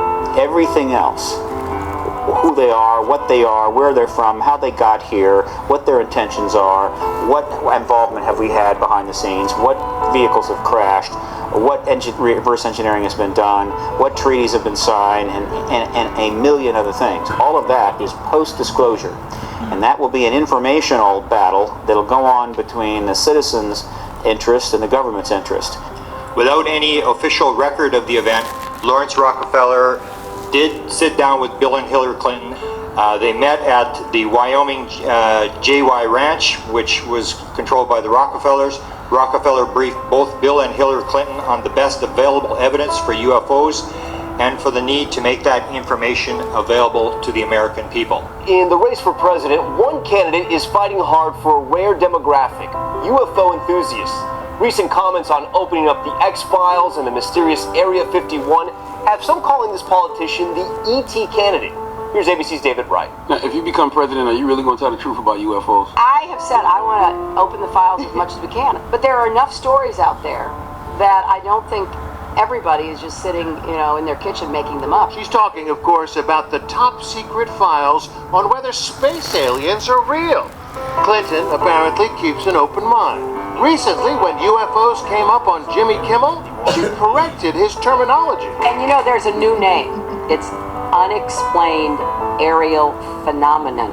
I have had meetings in town where people who are pretty well connected have told me flat out that there's an extraterrestrial presence. I've had intelligence officers tell me that. I've had scientists tell me that. Astronauts have said this, some in private, okay? And so you have this ridiculous sort of almost tabloid reality where you can go to a cocktail party and find out there's extraterrestrials engaged in the planet, but you can't find it in the Congressional Record or the Washington Post. This is ridiculous. And it makes us look stupid, particularly to other governments like France and England, right, and Mexico and Belgium, and even to some degree Russia, right, who look at this great power, who clearly they've deferred to on this issue, make a fool of themselves.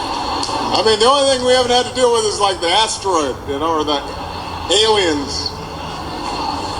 That's true, good point. Shouldn't have mentioned the aliens.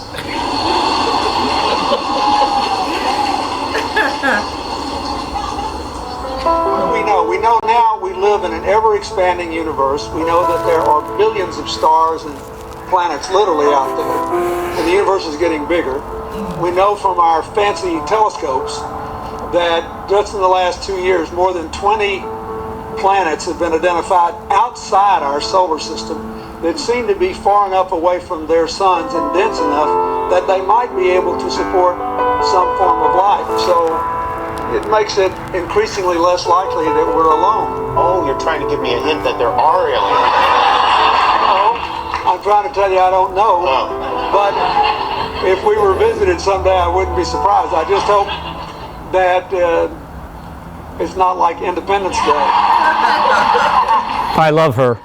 Like, what kind of secrets would you want to know? What would be in the book of secrets? If aliens are real. Ah. Well, what do you think? Well, after watching this TV show, I think aliens are probably real. Golly. Okay. Well. Which TV show was that? I think it's called, like, America's Book of Secrets. I thought that was classified. It's a book of secrets, and yeah, there's a TV show. Yeah, well, the truth is, Macy, we haven't actually made direct contact with aliens yet. But when we do, I'll let you know. Yeah. Okay. The truth embargo, which I casually refer to, was a massive program in which billions upon billions of dollars were spent, not only to keep the research secret, to keep the finances secret, and to keep the media under control, and the philanthropists out of the picture, and the universities pretty much out of the picture. A major 67-year effort that is unparalleled in history. And then the actual history of the phenomena and the ET presence, and of course all the scientific research, is vast. So we're sitting on this huge historical reality, which is not available in schools to learn about. You should look into this. You gotta find out. Come on, man. Do you want to find out? Listen, I know. I have the top secret information. I just can't share it. You don't think I've made all of these movies and not been briefed by the White House? Oh, it makes sense now. Of course, I know. I just can't tell you. Okay. So. I'm gonna clap for you. Thank you, dear.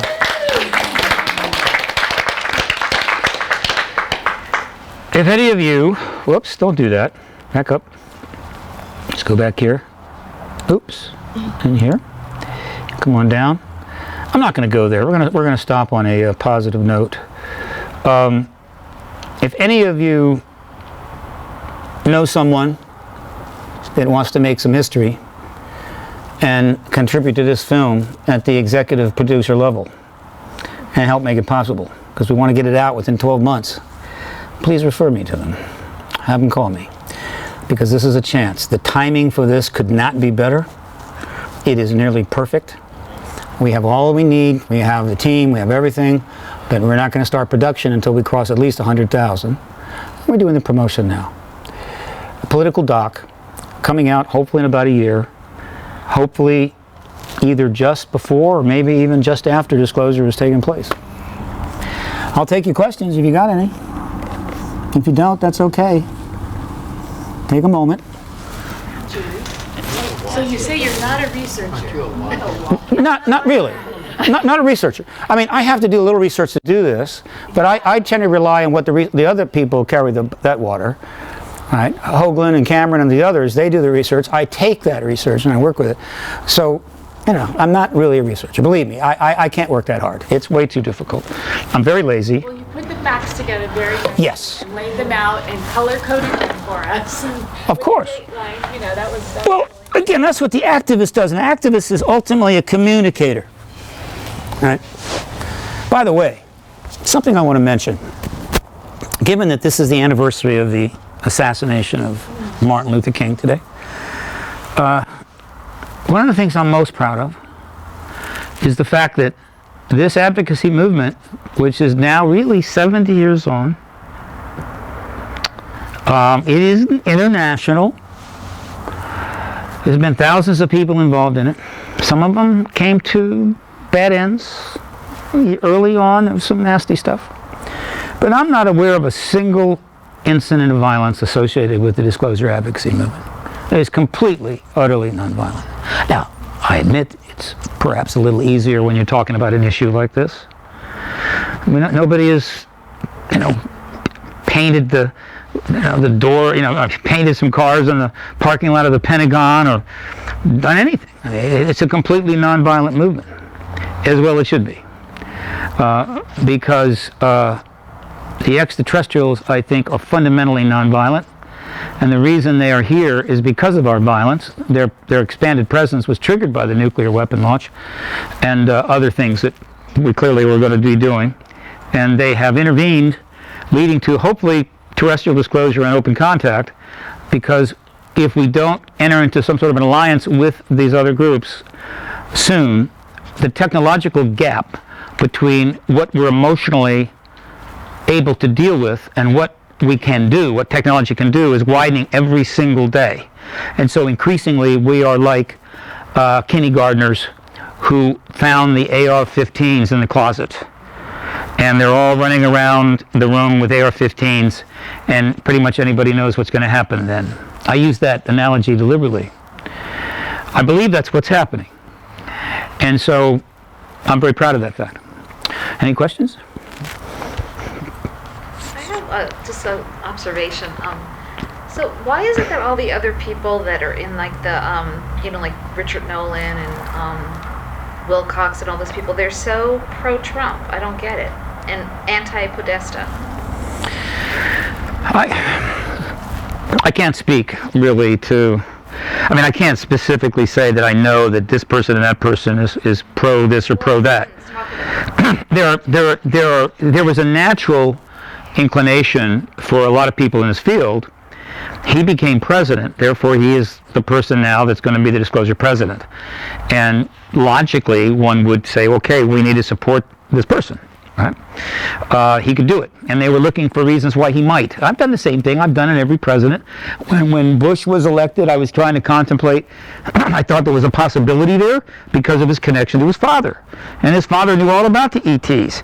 And I'm thinking, boy, if I'm George H.W. Bush, and if I wanted to, I could take my son aside, have some chats, and set the situation up where George W. Bush is the disclosure president. Now, there's a legacy for a son to have.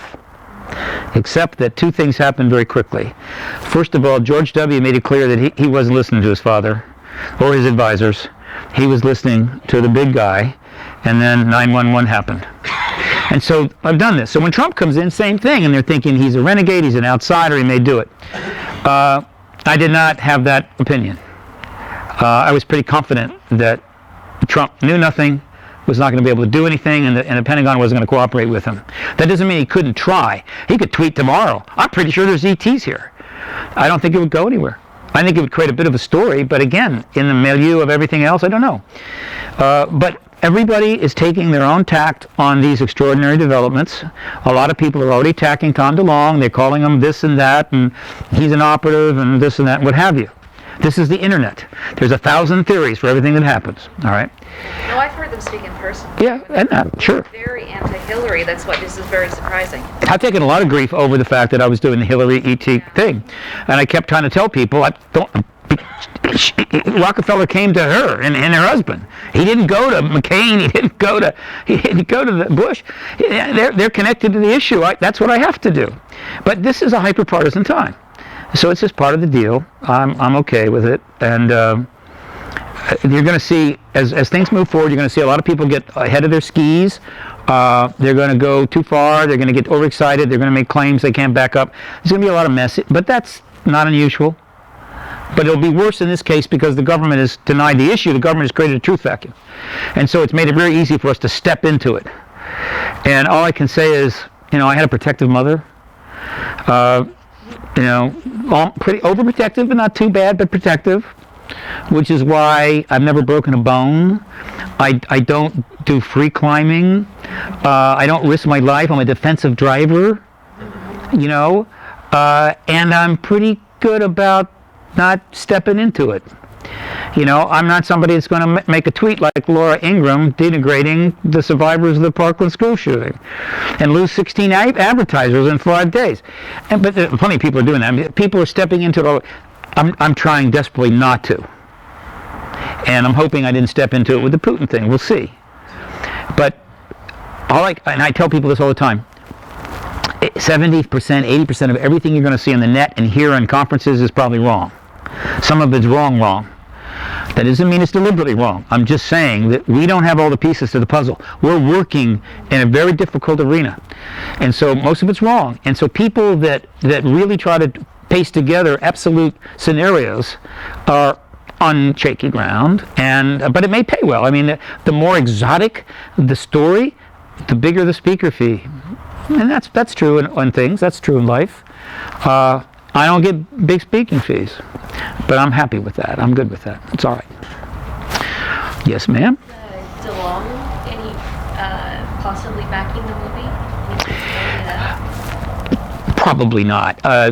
They've not reached out to me, and I don't expect them to. The reason is simple. What they're doing is very complex and tricky. If you read and listen to all the interviews, what you will quickly understand is that they are not breaking any laws, they're not releasing any classified information, they're not breaking any non-disclosures. That's why they're careful what they say, but they're pushing it. So when he announces when he runs through that Nimitz scenario, he hasn't violated any laws, he hasn't brought a non-disclosure, it was already known. And they had approval to get the video. So the understanding that they have with the group inside the Pentagon is, okay, you're going to proceed with this, but you have to play it straight. You cannot go rogue on us. You've got to play it right, obey the law, because ultimately that's the best way to go if we're going to get support within the government. I don't have to do that. All right? I'm an activist. My job is to tell the truth. Believe me, all of these team members, including Mellon, they know far more than they're saying. Almost all of them know there's an ET presence, But they will not say that directly. Bigelow could. He doesn't have a classified status with the government on this issue. And so he did, and thank God he did. I don't either. And so if they connect to me, it's not comfortable for them. Because they know, if they say, Steve, we want you to be, help out here, but we don't want you to say this, or we don't want you to say that, and I'm going to say, I'm sorry, that's not the way I roll. I'm going to say what I have to say. For instance, I used to get invited on CNN and MSNBC way back in the 200s, right? 281, 24, and they stopped bringing me on. I haven't been on in 10 years. Last time I was on was 2007. And the reason is that what they expect is for the apologist, ufologist to come on and kind of shuffle on and kind of look down and say, well, there's a lot of evidence and there's some sightings and so forth, and maybe there's a debunker along with them that says something stupid. And it's like, okay, they cover the issue, and it's not. They brought me on, and I just said the truth. I just, boom, there it is, right? Extraterrestrial presence, Rockefeller Initiative. Here they go, you can't say that. What the hell is he doing? Tell me. Didn't stay in the box. I didn't stay in the box. Now, I never got called in those 2 years. I did finally get a call from ABC News Tonight. I was in London. They called me the day of the show. It was too late. By the time I got back to them, it was too late. It's the only call. However, you'll know that things are starting to move even further forward if I turn up on CNN. Now, Kane's been on, and Cameron's been on, Dolan's been on. But they're not activists. She's a journalist, and the other two are researchers. If I get on MSNBC, that means that they've said, okay, bring him on, see what the hell he says. And I'm hoping that happens. I need to get on. However, I do have an announcement, right? The most successful show in all of ET history is, of course, Ancient Aliens, which we all love. I'm not saying it's aliens, but it's aliens, okay? Started by a guy I know, but he never returns my calls. It's just kind of an inside joke, but I can't reach him. He's a megastar. Giorgio, who is the only person in the world whose hair has his own Facebook page. I'm pretty sure it does have a Facebook page, and I don't know of anybody else's hair that has a Facebook page, okay? After 13 years, 12 years, they start the 13th season, the most successful show ever, on April 27th, 24 days from now. It's a 2-hour special, and it's about disclosure. And they interviewed me for 2 solid hours. I'm going to be all over this friggin' show. I'm finally going to make it on Ancient Aliens, okay? And who knows? That could lead to CNN or something like that. So, again, big year. It's my year, by the way. It's the Chinese Year of the Dog. I was born in the Chinese Year of the Dog, 1946. And my name is Bassett, so let's all agree this is my year. It is the year of the dog, folks. Very good. Anything else? You good? How did you get started in this whole thing? Like, what got you into it? An intellectual decision I made in 1995. You were just interested. I was interested. My life was gone nowhere. I was pretty much a total failure in everything that I did. But I avoided breaking the law, going to prison, or getting addicted to anything. So I was a survivor. Again, my mommy. My protective mommy, always a survivor. It was like somebody up there or somebody was saying, look, you're going nowhere, but don't despair. You're going to find yourself one day. And so I reached that point in 95, and I'd read John Mack's book. I got very excited about the prospects. I knew about the subject, never engaged it. I made the decision, this is it. And I also knew, because at the age of 49, I'd learned a few things, even though my inner child was maybe 24 at the time. It's now 30 tops. But one of the things is there's nothing you can't do in this world if you work for free. I mean, you can't do brain surgery, but believe me, you want to get involved in neuroscience, volunteer for a lab somewhere to help out. And so I volunteered to work for John Mack, and I went there, and that's how it all started. I was so lucky. Yes, ma'am? Some of the other countries have had encounters. What is to stop them from making the information public? Nothing, theoretically nothing. The Western nations have essentially gone along with the U.S. policy on this. They do that a lot. We're the great superpower. Bye. Hope you enjoyed it. Remember, the original arrangement for the truth embargo goes back to the 50s. Cold War, nuclear threat, nuclear war coming, all this kind of stuff. We're the only power that could possibly face off with the Soviets. Okay, and so our intelligence went to their people and said, look, the ET thing's got to remain completely contained. We want you on the board on that. And they all said, fine, no, absolutely. Do what you got to do. And they got the papers on board, and as it got started. Eventually, it became institutionalized. However, the many nations have indicated they're impatient with this now. They've done some things which have definitely helped disclosure process. And any number of nations could announce it tomorrow. And the leading candidate, of course, is Putin. And you know, if Brazil were to do it, it probably wouldn't fly right now because they're in turmoil. Canada, Trudeau were to do it. But I don't think that the military intelligence is going to help him. They're probably not going to give him the info, but Trudeau could do it. But Putin and Xi Jinping are the biggies. They're the ones that have the most to gain. And they're the ones, if Trudeau were to do it, it would be unfortunate for the U.S., but it'd be cool. And we're all buddies, Canada, U.S., right? And so Justin, it's great, and Justin would come down and meet with the president, it would all be great, and America would be fine. If Putin does it, the United States, it's a geopolitical catastrophe. Russia will immediately ascend to the top. Putin will get a huge legacy. We'll be sitting there with our pants down, egg at our face, potted plant on our head going, you know, we really wanted to tell you, but we couldn't do it. You know? And Vladimir spilled the beans, damn him, and people were going, shit. The great truth teller is the Russian. You guys are a bunch of lying sons of bitches. Not good. Not now. Not when we're losing ground to China and other nations. Falling behind in almost every area. It's a disaster, which is why I keep saying it. Do I really want Putin to be first? No, I would prefer the U.S. president, except the situation right now is problematic. Because our U.S. president right now is probably not the most skilled person to take on what will probably be one of the greatest challenges any heads of state are ever going to have to take on. It's like coming in, you know, it's like getting a job accidentally at a hospital as a work in the halls or something, and suddenly you're called in to do brain surgery. You're the only one available, right? This is it. You got to operate in this brain. So it's a problem, and that's why I think they held off. I think they held off as long as they could. They knew the toothpaste was out of the tube, that they couldn't just suddenly stop, but they waited and waited and waited until I think the CIA assessed that Trump probably will not last past the midterms or shortly after the midterms. And therefore, as this unfolds, he will not be president. The question, who will be? Right? And I think they've already figured that out too. It won't be Pence and it won't be Ryan. It will be somebody else. What about the stuff that Stephen Greer is saying about the false flag disclosure? Stephen is an ideologue on this issue. He's very rigid. He's a contactee, which affects his approach to it, his worldview on it. And he has made the decision to attack Tom DeLonge and the team. He's made the decision to attack the whole process. I believe he is miscalculated. That's all I can say. So there isn't going to be, the disclosure isn't going to be a false flag because he seems to be against of it. Well, the false flag issue, which he's raised and other people have raised, is something that needs to be always thought about. Mm-hmm. You don't want to just dismiss it. You should be watching at all times. And if you start to see false flag, then you need to get on a computer right away and start tweeting and posting and researching and stuff, which millions of people will do. But he's gone beyond that. He's attacking Tom DeLonge. He's attacking these people. He's basically saying that this is a fraud. It's a misrepresentation. They're manipulating us. They're lying, and they sort of are because they're not telling us the full truth.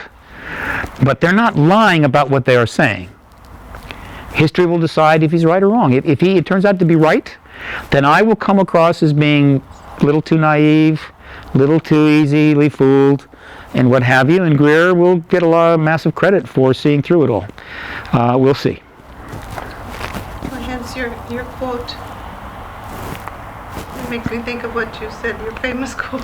Well, the one about the tragedy of institutional lying is when the truth shows up, you don't recognize it.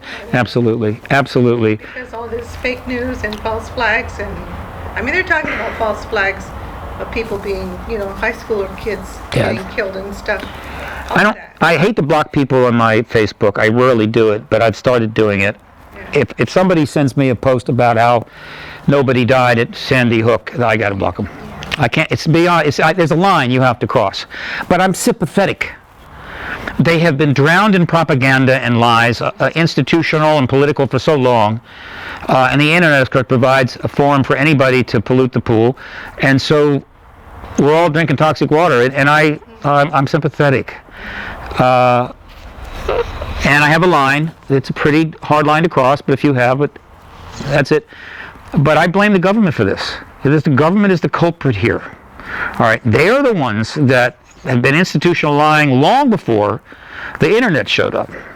They lied about Vietnam. They lied about the Tonkin Resolution. They lied about Iraq. They've lied about so many things. And that's destroyed the trust in government, undermined the confidence of the American people. So when the internet shows up and the theories arise, what do you expect? It's not like people go, well, I know this guy on a website called News Whatchamacallit says that this happened and that happened, but the government said otherwise, and I trust the government statement on this. No, and so you're seeing a country it's becoming the Lord of the Flies. It's like we're all put on an island with a computer and Wi-Fi, and told to go at it and see who survives. Who is the last liar standing? What can I say? I like that analogy, but I'm going to use that again. Don't be too negative. I still am optimistic for the future. I believe disclosure is inevitable as long as we don't have a major event like another 9/11 or a nuclear event. Yeah. Disclosure is inevitable at the pace we're going. Unfortunately, those possibilities are there. They're very there. They just set the doomsday clock 2 minutes to midnight about 2 or 3 months ago. Third time they've changed it in a year and a half, 2 years. It's the closest it's ever been. But you think they'd really let him do it? Let who do it? Trump? Well, let me put it this way. It would be a fascinating situation if, for whatever reason, Donald woke up in a bad mood and decided to get frisky with the nuclear codes. It would be interesting to see what happened. But it's not just him. And if you go to the Bulletin of Atomic Scientists, you can hear what they said when they changed. 2 minutes to midnight is closer than it's ever been, even during the Cold War. They're basically saying things are so destabilizing. Because a nuclear war, if it happens, it won't be a president suddenly going, it's time to nuke somebody. It'll be an accident. It'll be like an airplane crash. 6 things will go wrong in succession. Any one of them, the plane doesn't crash, but the 6 things together crashes the airplane. It'll be like that. It'll be a series of little things, and all of a sudden, missiles are flying. And that's what we have to worry about. And we shouldn't be worried about that. It's 26 years after the end of the Cold War, but we have had absolutely terrible political leadership for 26 years. And I include Clinton's here, I include Bush, and I include Obama. Though the failure of his administration was about 20% his and 80% the Republican Party, which has essentially become a toxic poison. But nevertheless, bad leadership is bad leadership. And so the odd success is fine, and they'll point to it. Well, you know, we did something with the healthcare system, we got Obamacare. Good, bad, whatever. That's not enough. This is a major nation at a time of incredible change and transition. We need nothing but FDRs and maybe even Reagan's coming along. We need big players doing big things. We need competence. We need vision. We need Kennedys. We don't got that. We have got, I don't know, we're playing flag football and the world's playing tackle. What now? Kennedys? Did I hear that? Yeah, we need Kennedys. You know, John Kennedy had a vision, go to the moon. We did it in 6 years. He had all kinds of other things on the table that he wanted to pursue. He was a highly flawed man, very risky because he knew he was going to live very long. Forget the assassination, he wasn't going to live long either way. But nevertheless, he had vision. Who's had vision like that? We don't have it. We have confusion, gridlock, arrogance. We've gone into war after war after war. We've bombed 29 countries, 35 times. So that's why I'm an activist. That's why I do this. It isn't because, gee, I'm just dying to meet an extraterrestrial and I want everybody to know there's ETs here. It's because I understand, from an activist point of view, where we're going, the mistakes we've made, and disclosure, as far as I'm concerned, is the only thing that can possibly change this story and make it be a good story, make it have a happy ending. Because right now, it's a friggin' horror story. It's Stephen King. All right? And every day, it's another horror. right? In fact, there's been so many, we don't notice it much anymore. I mean, out there right now, there's somebody going, okay, what's the largest number of people killed in a mass shooting? 51, Las Vegas. How can I get to 100? How can I get to 100? And when it happens, it'll just be another shooting, okay? This is one of 100 examples of how we're normalizing the collapse of the American dream. And other collapses around the world. Brazil is coming apart. Venezuela is coming apart. This didn't have to happen. I mean, if we're not out playing footsie with the Chinese and the Russians, and between Russia and the United States and China, $990 trillion a year is spent on military shit, so we can all stand and face each other off. Meanwhile, South America's going to hell. They could be developing the hell out of South America. We could be helping Africa. We're throwing our legacies away. We're throwing our future away on trillion-a-year military budgets that create more and more weapons that are more and more sophisticated so we can kill people easier and easier, even without leaving the comfort of our office. Now we just turn on the machine and launch a drone and go kill somebody. This is why I do what I do. I am an anti-war activist. I've always been an anti-war activist. My activism was forged in the Vietnam era. I left for college 3 months after the Gulf of Tonkin resolution. The Vietnam War caught up with me, a military kid who almost went to the Air Force Academy, and by the time it was done with me, I was a complete wreck. Flunked out of school, lost my chance to get a PhD, finally got a degree in physics, whatever. The point is that and I was there in Washington to do it all. I was there for the march in 71, 72. I marched in the Civil Rights Movement. I wasn't a big activist, but I was absorbing this stuff. And I'm realizing, my God, this is not the country that I was reading about in the 5th grade, 6th grade, 8th grade. Was that all a lie? And that's how I became an activist. But it took another 25 years for me to figure that out, because I'm a careful person. I don't want to rush into anything. Right? My mama took care of me. She said, don't rush into anything. So it took 25 years, and unfortunately I took enough care of myself that I've lived long enough to do this. Right? I've got colleagues that are dying all the time, younger than I am. It's very upsetting. Right? Another one just lost the other day. So I got lucky. So we need help. We need support. We need some fine people of one of the richest areas of the country, Orange County. Republican to be sure, but to step into this and get in touch with me. Have you asked Michael Moore? I have tried to reach Michael Moore. I haven't been able to get through to him. He doesn't look too far. He's an A-list guy. I've tried to get to a lot of people. Almost got to Branson, almost got to Musk, almost got to Yurka Raisavi, also a billionaire, and the behind Gaia. He's the guy that created Gaia. There's so many Gaia programs. I feel like disclosure is already happening. Small d, it's all small d, but that's cool. Small d is not big D disclosure. Until the president announces it, the schools aren't going to teach it, the press is not going to investigate it intensively, the philanthropists are not going to fund it, and we're not going to have access to the technology. Small d disclosure is fine, that's what it's all been about, but we've had 70 years of that. It's time to go big D. And I don't mean defense. We actually know Hal Puthoff. He's a great guy. Give him my regards. I haven't talked to him in a long time, but we went through a training with him. Yeah, he's a legend. He's a legend. But I'm the activist, so they keep their distance from me. And I understand that. But I'm not going to change my ways. But I have a lot of contacts. I'm well positioned to move aggressively if given the opportunity. And I'm smart enough to not push it. In other words, you don't go to that mainstream world and throw yourself at the door, pounding on it, let me in. It's hard to do. You don't want to do that. You want to keep doing your thing and let them come to you. And we'll see. We'll see what happens. All right, folks. I think it's a good time to stop. Excellent. Thank you. Always enjoy it.